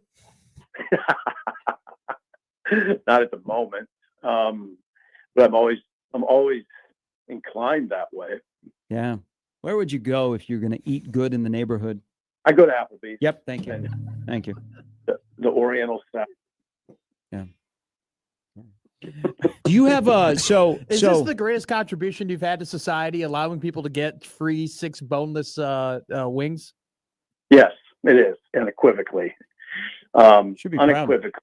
I'm trying to think what else. There's some things I probably have done that I wouldn't mention, but I would say this is something I admit to publicly. Okay. You can do it here. What do people have to do? Because I want to give you some love because you're so kind to us. Just go into Applebee's and say Huskers. And Like just when you walk in the door, or Yeah. You got to I'd say rip a when you Go sit Big Red? down and- when you sit down and face your waiter or waitress, look them in the eye and say Huskers. Okay. If there's some confusion, say there's a deal you have. There's a deal you have where if I spend $10, I get 6 free wings. I'm here to spend $10, so I would like 6 free wings. Then hopefully it'll all transpire smoothly from there. This doesn't happen in Omaha, though. For some reason, we're not in Omaha. oh, It's all over the state, but not in Omaha. I don't know why. It's fine. People in Omaha, if they want to get on this, can drive to Lincoln. I think the gas would actually make up for Yeah. the 6 free wings that you would get. It's a nice day trip, though. You can come over to our city. well, I mean, it's crime town. Excuse me? You heard me. You heard me. All right. So we've gone through a bye week. Now we go on a little bit of a run here. This is an important stretch for Nebraska before they get another bye week. What area? Like, do you think it'll be noticeable that you'll go, okay, all the stuff that's been said for 2 weeks, yeah, they worked on that. What area of this team do you think you'll be able to say that about on Saturday when they roll back out again? I think it could be pass blocking, Mm.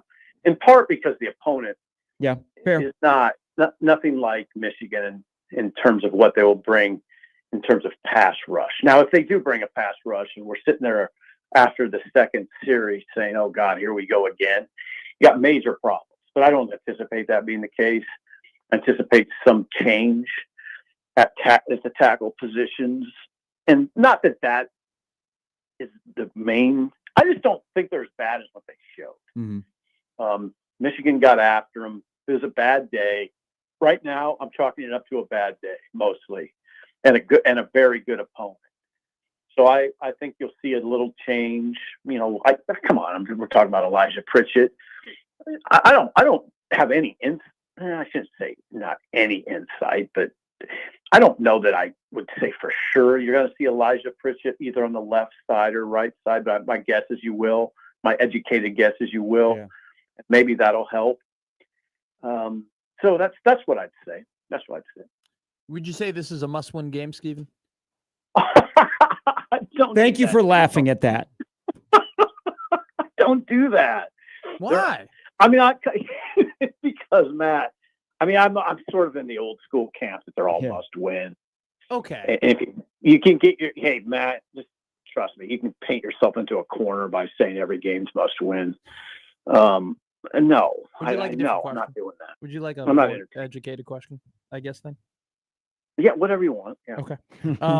How do you? I guess this is interesting. I've always found Michigan State being an interesting opponent for Nebraska, at least the last couple of years, because they are a team that had a ton of success in the 2010s, and yet they haven't for quite a while been at the tier 1 level of the Big Ten. Yet they still are. They still have that brand. They still have the logo. They still are the Spartans. How do you Right. view Michigan State as an opponent for Nebraska? Is this a stepping stone in a way where it's like, hey, you beat MSU, or do you now look at Michigan State as a program that Nebraska should consistently beat? No, I still think like you did or do. Yeah. I regard Michigan State highly. I still look at them in the same. I mean, obviously they've dipped, all that. I get it. I'm not saying that D'Antonio, they're as strong as when D'Antonio was there, but I think of Michigan State as a brand.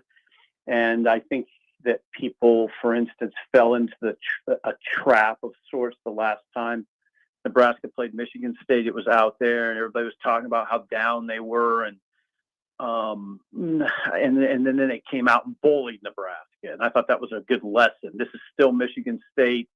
They still will trot out of the tunnel. And that's what I always say about these teams. They still, when they come out of the tunnel, it's a Big Ten team coming out of the tunnel. That's not Fresno State coming out of the tunnel. That's not a MAC team coming out of the tunnel. No, not really disrespecting those teams. It's more about respecting what the Big Ten is all about. It's not a great Spartan team, and it's not a great Spartan team up front, but it's still there'll be a representative Big Ten team, especially their bigs. And so again, they're not great bigs, but they're bigs and they're formidable. They have a good center, for instance, a very good center. Their interior linemen are pretty good.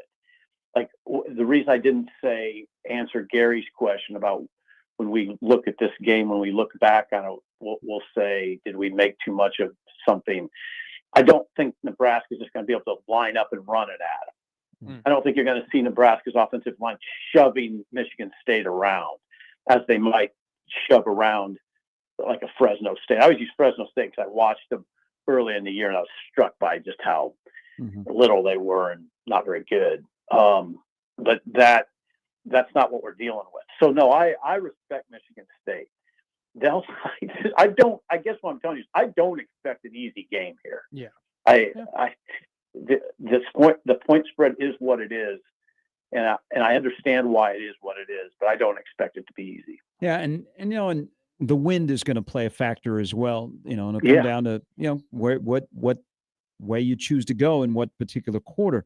But regardless, it could be a day where both teams actually run the football and have some success if you look at the deficiencies on both sides. So let's focus on Nebraska.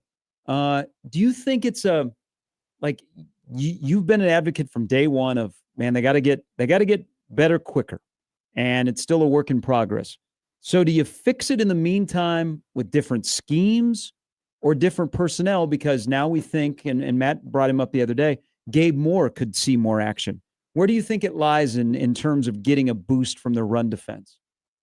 I mean, I'll say this. I think Gabe Moore can help this team, but he's not going to turn it around. He's not that type of.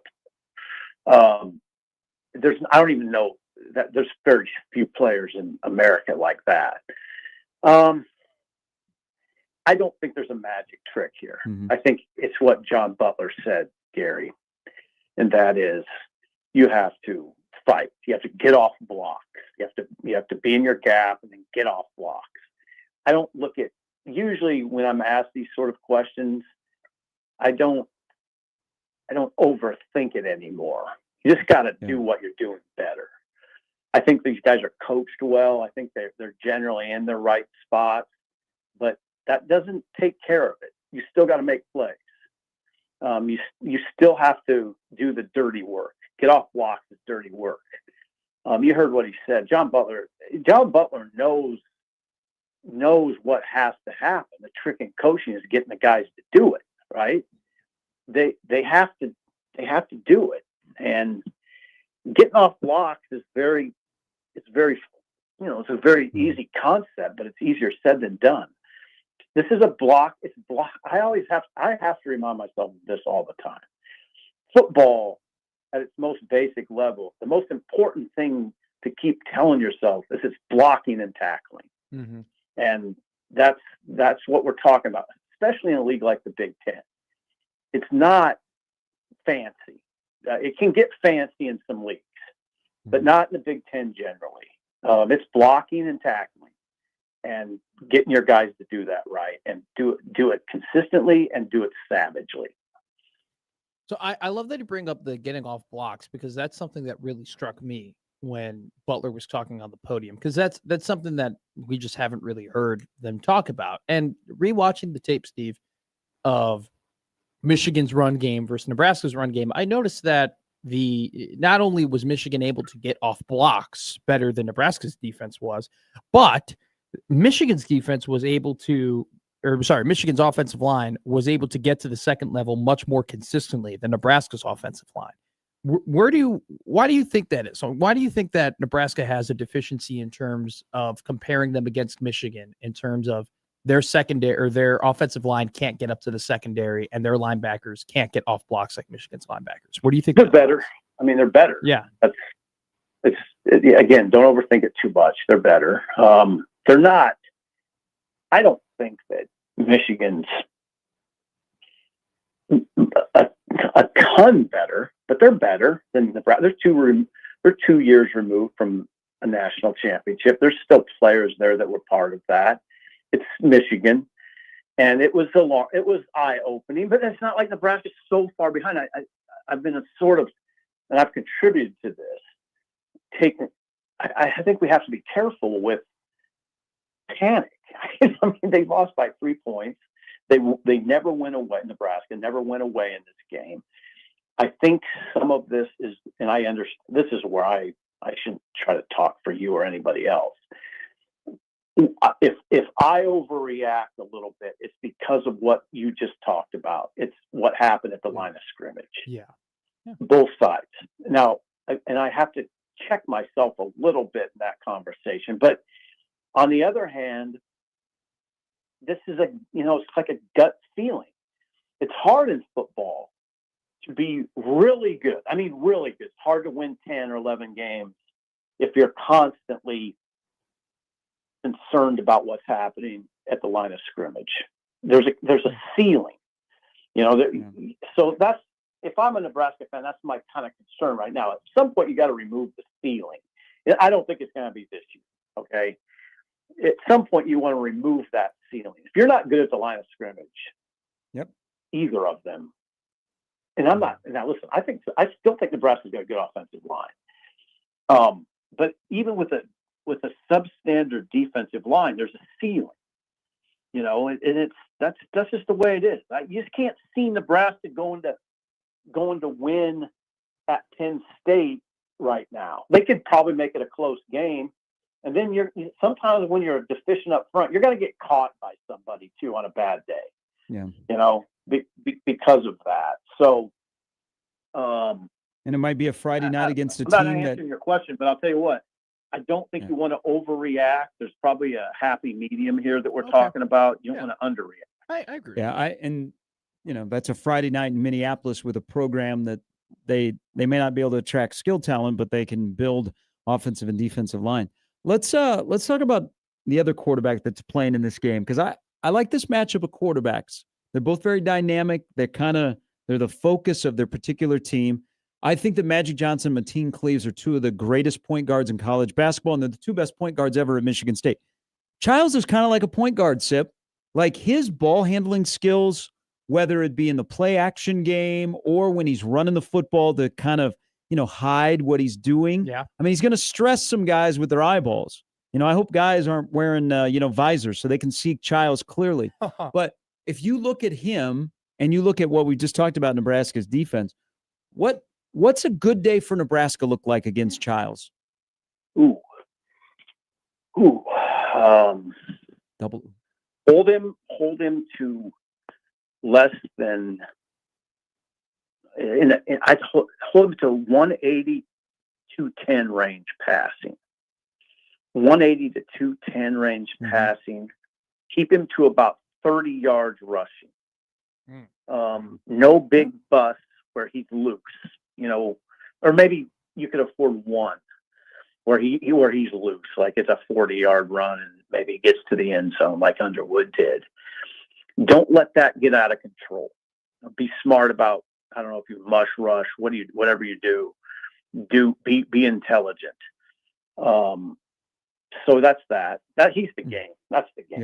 Yeah. I mean, the one thing that you don't want to see, this is mildly concerning because this affects Childs too. They got two tough running backs, 210, 227. One's 210, one's 227.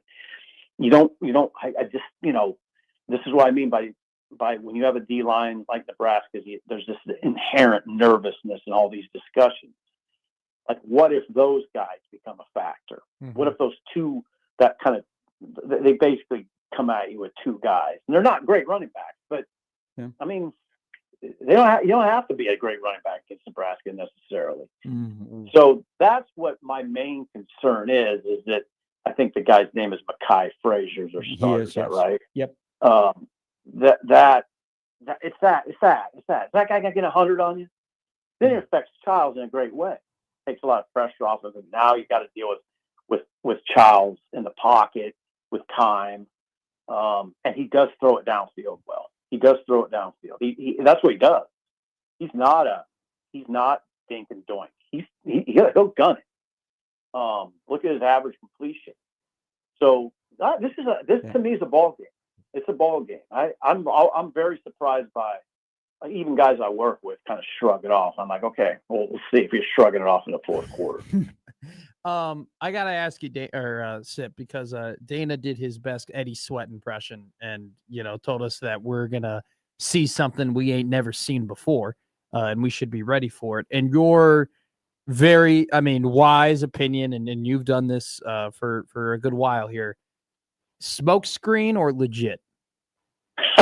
There's a third option. Okay, what's that? And that is just he didn't even mean what he really said. That's kind of where I'm leaning. Like, I don't know. Like, people are asking me, so Carter Nelson's playing running back? I'm like, I did not have him on my list. Know. Yeah, I don't know. Or Heinrich Harburg is now RB2. I lean toward more like he didn't mean it with the impact that we're reading into it. Sure. That's how I look at it. That others are reading into. Hey, can you imagine if you didn't know the reaction to anything you say as a coach around here, and you said that, and you're like, oh my God, I can't believe people really took me seriously. Right. I think that's happened multiple times. All right, Sip. Enjoy the next couple of days before we all go back to work. And where are you? You're everywhere. Are you speaking somewhere today? You know what? I'm either in Fremont or Beatrice, and I got to find out which one. Whoa. They are. Yeah. You can't make a mistake with one and go, Yeah. oh, I'll just drive to the other town. Right? Yeah, those are pretty far away from each other. Yeah, I got to figure it out right now. All right. All right, well, let's Get to it. Thank you, Sip. I would love one day to talk to Matt Rule and be like, was there ever a He moment? speaks today. Why don't you go down to Lincoln? No, thank you. Not for a 7-minute press conference. You could go to love- Applebee's. No. I think he'll speak longer today. It'll be 7.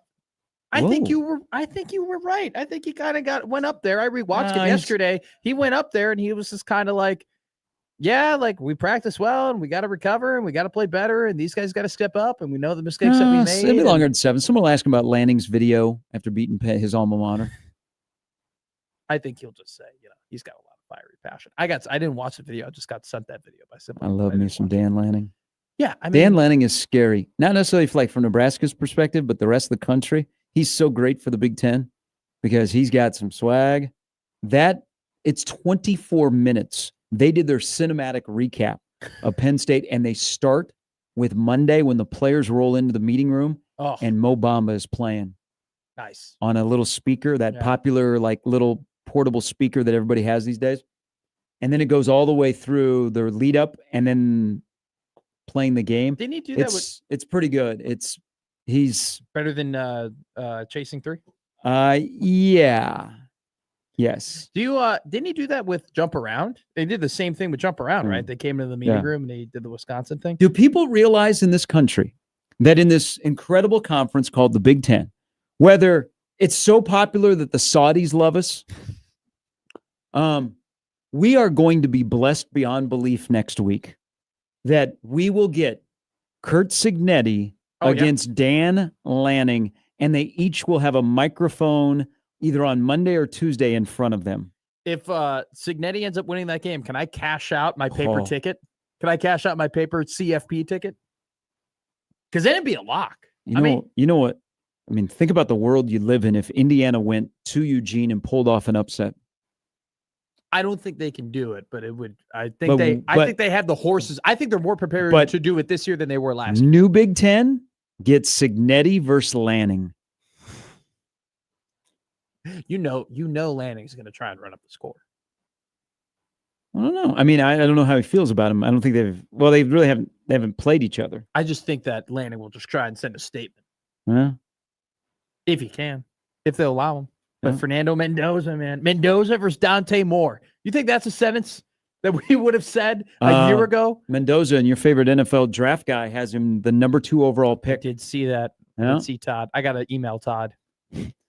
Does he email you back? No, he's double charging me. I just realized it. He's charging me $8 a month as opposed to $4 a month. All right. Brian Edwards will I like how you can't play the unedited version of this song. You ever heard the unedited version? Yes, No. bad words. Oh, it's so bad. Yes. I mean, the edited Kids version like bad words. is terrible Mhm. because Another it's black guy literally- on Penn State. Yeah. They love this song, but the real song without it being edited for radio, Yeah. not good. No, not at all. Oh, The We Apprentice loves it. One of we our played favorites. We played it twice at our homecoming. Unedited? Yeah. Well, that's because you're a No, we were not the demographic that should be allowed to sing that song unedited. Okay, I like the song. Yeah. I actually like the basketball player. Yes. I like what yeah. He's not good. Well, he was a very big The- recruit. I don't know if you know this. There's a lot of basketball players that I like that are not good. Yeah, Bear Cape Buchton Joe. Brian Edwards is next. You said it. I didn't. Sorry, Burke. It's not good. 1620 the zone.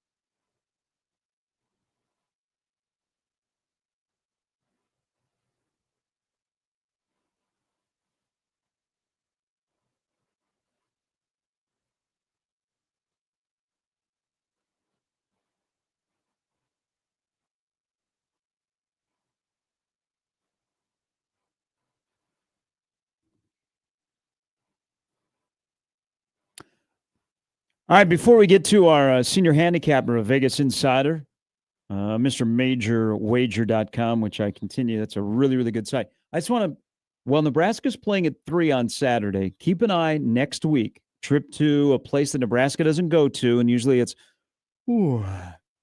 Maryland is unbeaten. They play Washington. The game's on the Big Ten Network at 2:30. True freshmen in the conference that have played 90 or more snaps, 8 at Maryland. The rest of the Big Ten combined has 8. Oh my God. They are starting to get a lot of confidence. If they are unbeaten playing Nebraska next week, that'll be an interesting game. When we read the Yeah. Athlon Sports Yeah. preview on Maryland, they talked about Yeah. how much talent they have. Let's welcome in Brian Edwards. That is not on his card today, but it's time to talk football. Good morning. Good morning, gentlemen. What's happening? Not much. Bye week over, back to football here. Let's start with a place where game day will be, much to the chagrin of Miami and Florida State fans. Is Vandy Dandy in Tuscaloosa on Saturday as a 10.5-point underdog? Well, I'm not going to call for the outright upset, but I'm definitely on Vandy plus the points. I bought the half point to 11, which I consider a key number as a road underdog since Diego Pavia arrived at Vandy. The Commodores are 6-0 against the spread with 4 outright wins. As an underdog of any sort, home, away, neutral, they are 10-2 against the spread with 7 outright wins. And they have Diego Pavia's moxie. It is all within that locker room. They have confidence after leading wire to wire and beating Bama last year. Now that obviously gives Bama, the revenge motivation, but I think the spot is still favorable to Vandy because they're off blowout wins where they scored 125 combined points against G5 opponents, whereas Alabama is off a 60-minute war in Athens that they were gunning for with 2 weeks to prepare. Pavia, 11-3 TDI&T ratio, 2 rushing touchdowns, 6.1 yards per carry, 1,211 passing yards. I like Vandy catching double digits. Hey, let's say in the SEC, Texas A&M with their win over Auburn, they stay in College Station. Mississippi State took Tennessee to overtime, man. I was not expecting that. But, man, off of that loss in overtime, they go to College Station. They're getting 15. Circa is at 15.5 this morning. What do we do with this game? Yeah, so I came away even more impressed with Mississippi State, even in defeat. Now, obviously, a heartbreaker in overtime, you kind of, question a little bit where their psyche is. But, man, we're getting a bunch of points. I made A&M 10.5. They're 0-3 against the spread at home this year. And under Elko as a home favorite, A&M is only 2-7 ATS. And when these teams met last year, Mississippi State led 21-17 at halftime. They had a 22-17 advantage in first downs. They out-yarded them 367-353. Even though they lost by 10, they easily covered as a 19.5-point underdog. And under Jeff Lebby, they are 4-1 against the spread in 5 games as a road underdog. And in the last 13 games dating back to last year, regardless of favorite or underdog, Mississippi State is on an 11-2 against the spread run. So I will take, I'm okay with 14.5, but Circa's at 15.5. And there are a couple of 15s out there now as well. You're talking too sweet right now because I'm going to end up betting all these. This is you're on point right now, BE. Sorry, I hate to interrupt. Continue, Gary. BYU got the anti-Mormon chants in Boulder, and as a result, they have to now play West Virginia, which is known for their chants. BYU appears to be a good team. West Virginia is still trying to figure it out. This is a big line. BYU, an 18.5-point favorite. Yeah, Gary, I don't lay points like this very often, but I'll gladly do it in this instance. West Virginia's starting quarterback is out. Their QB2, Jalen Henderson, is also out. Their QB3 played at Florida 2 years ago as a true freshman, Max Brown. He's not very good, and he's questionable. So it's either going to be a 4-string quarterback starting for Rich Rod, or it's going to be a, not 100% healthy Max Brown. Either way, I like BYU, and let's not forget West Virginia also has another receiver that's out. And then in week 2 at Ohio, they lost their best player on the whole team, Jaheim White, their running back, and they also lost the starting receiver in Jaden Bray. So not only is West Virginia not very good, and Rich Rod knew it was going to be a transition year, but they are extremely banged up, and they've lost their last two games, 41-10 at Kansas and 48-14 at home to Utah. And now they're on a short week traveling across the country and into altitude. Not a good spot. Yeah. And Bear Bachmeier, the true freshman QB for BYU, 6 touchdowns without an interception and 4 rushing touchdowns as well. I'll lay the big number with BYU. Let's go a little quick here to finish up with college football. We got Cal and Duke, and then we got, some people are actually calling outright Florida to upset Texas. And then a guy that we're going to watch around here because we saw him opening week. Interesting game, Cincinnati, Iowa State with Sorsby and some of his player props. Yeah, so these two are smaller plays on Cal and Florida as underdogs, but as a home underdog under Justin Wilcox, Cal is 14-5 against the spread. As an underdog of any sort under Wilcox, Cal is 35-19 ATS. I cannot pronounce the true freshman quarterback from Hawaii's name, but he is good. And he's got an 8-4 TDI&T ratio, and he is thrown Wilcox's tenure in Berkeley a lifeline and has given Cal fans reasons to be excited. They're 4-1. Duke's got to travel all the way across the country. I like Cal +3. As for the Gators, they get Dallas Wilson back for his collegiate debut. He broke every record there has ever been in the receiving record, that is, in the orange and blue annual game at the end of the spring last year, and he was having a great camp until he got hurt early in the second week of camp. And he's missed the whole season, but he practiced all of last week, and he's good to go. And I think he's going to have an instant impact. That's wide receiver Dallas Wilson. Hopefully he'll give UF's offense the spark they need. Texas hasn't exactly been world beaters themselves. It's Arch's second career road start in a hostile environment. The first one did not go well against Ohio State. I think the Gators will play better. They're 6-4 against the spread with 5 outright wins as a home underdog under Napier. Now I got to have 7. If your number's 6.5, I'd buy the half point to 7. But again, Cal and Florida are smaller plays amount-wise for me compared to BYU, Mississippi State, and Vandy. Oh, and as for Sorsby, plus 100 or even money, anytime touchdown. He has scored a touchdown in 8 of the last 11 games. And I went over, is either 46.5 or 47.5 rushing yards. He's had 48 or more in 6 of the last 9. All right, we'll go to the NFL here. The Minnesota Vikings are 2-0 with they're actually they're 1-1 with Carson Wentz. They probably should have ended up beating the Steelers out in London, but 1-1. They take on the Cleveland Browns, who got gashed last week against the Detroit Lions, but they still pose one of the better defenses in the league. What do you think about this one, BE? I love going against rookie QBs making their first career start, and I know the Vikings are dealing with injuries galore, but that's why we're getting such an cheap number or inexpensive price, however you want to term it. I'm okay if it's 3.5. I'd rather buy it to 3 if you can get that at -130 or cheaper. And Minnesota played in Dublin last week, so they're not having to deal with the jet lag and the time change and all that the Browns are this week because they've already been over there a week. Excuse me. And I like the Vikings. We're going to go over to Denver. You are leaning Eagles here at this game, but not your typical pick. I was assuming that there would automatically be a Jalen Hurts anytime touchdown here on your board. Maybe it still is, but what do you think about this game between the Broncos and Eagles? Well, the only book I've seen post the anytime touchdown, it was -155 at DraftKings. That's a little too pricey for me. Now, but at this time last week, I was saying all I'd seen is -140. I ended up getting a -125 Sunday morning, which since it lost, it mattered that it wasn't as expensive, but it had hit in 6 games in a row prior to that. I'm okay with it, or I would want it at like -130 or cheaper. -155, that's a little much for me. If you can get the Eagles, I know there's a lot of 3.5s out there. If you can get a clean 3, I like the Eagles.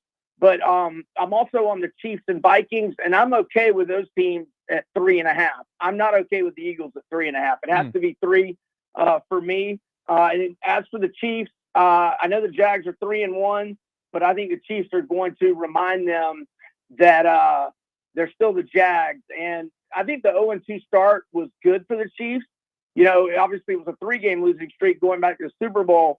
I think it, brought some urgency to that locker room that they really haven't had to deal with in a long, long time. And, Mahomes has played better. 5 touchdowns, no picks the last 2 weeks in back-to-back wins. Alrighty, here we're gonna finish you up. You're speaking my language as always. You got a little teaser parlay or money line parlay, depending on what people want to do, and then you do have a player prop with a rookie quarterback making his second start in the National Football League.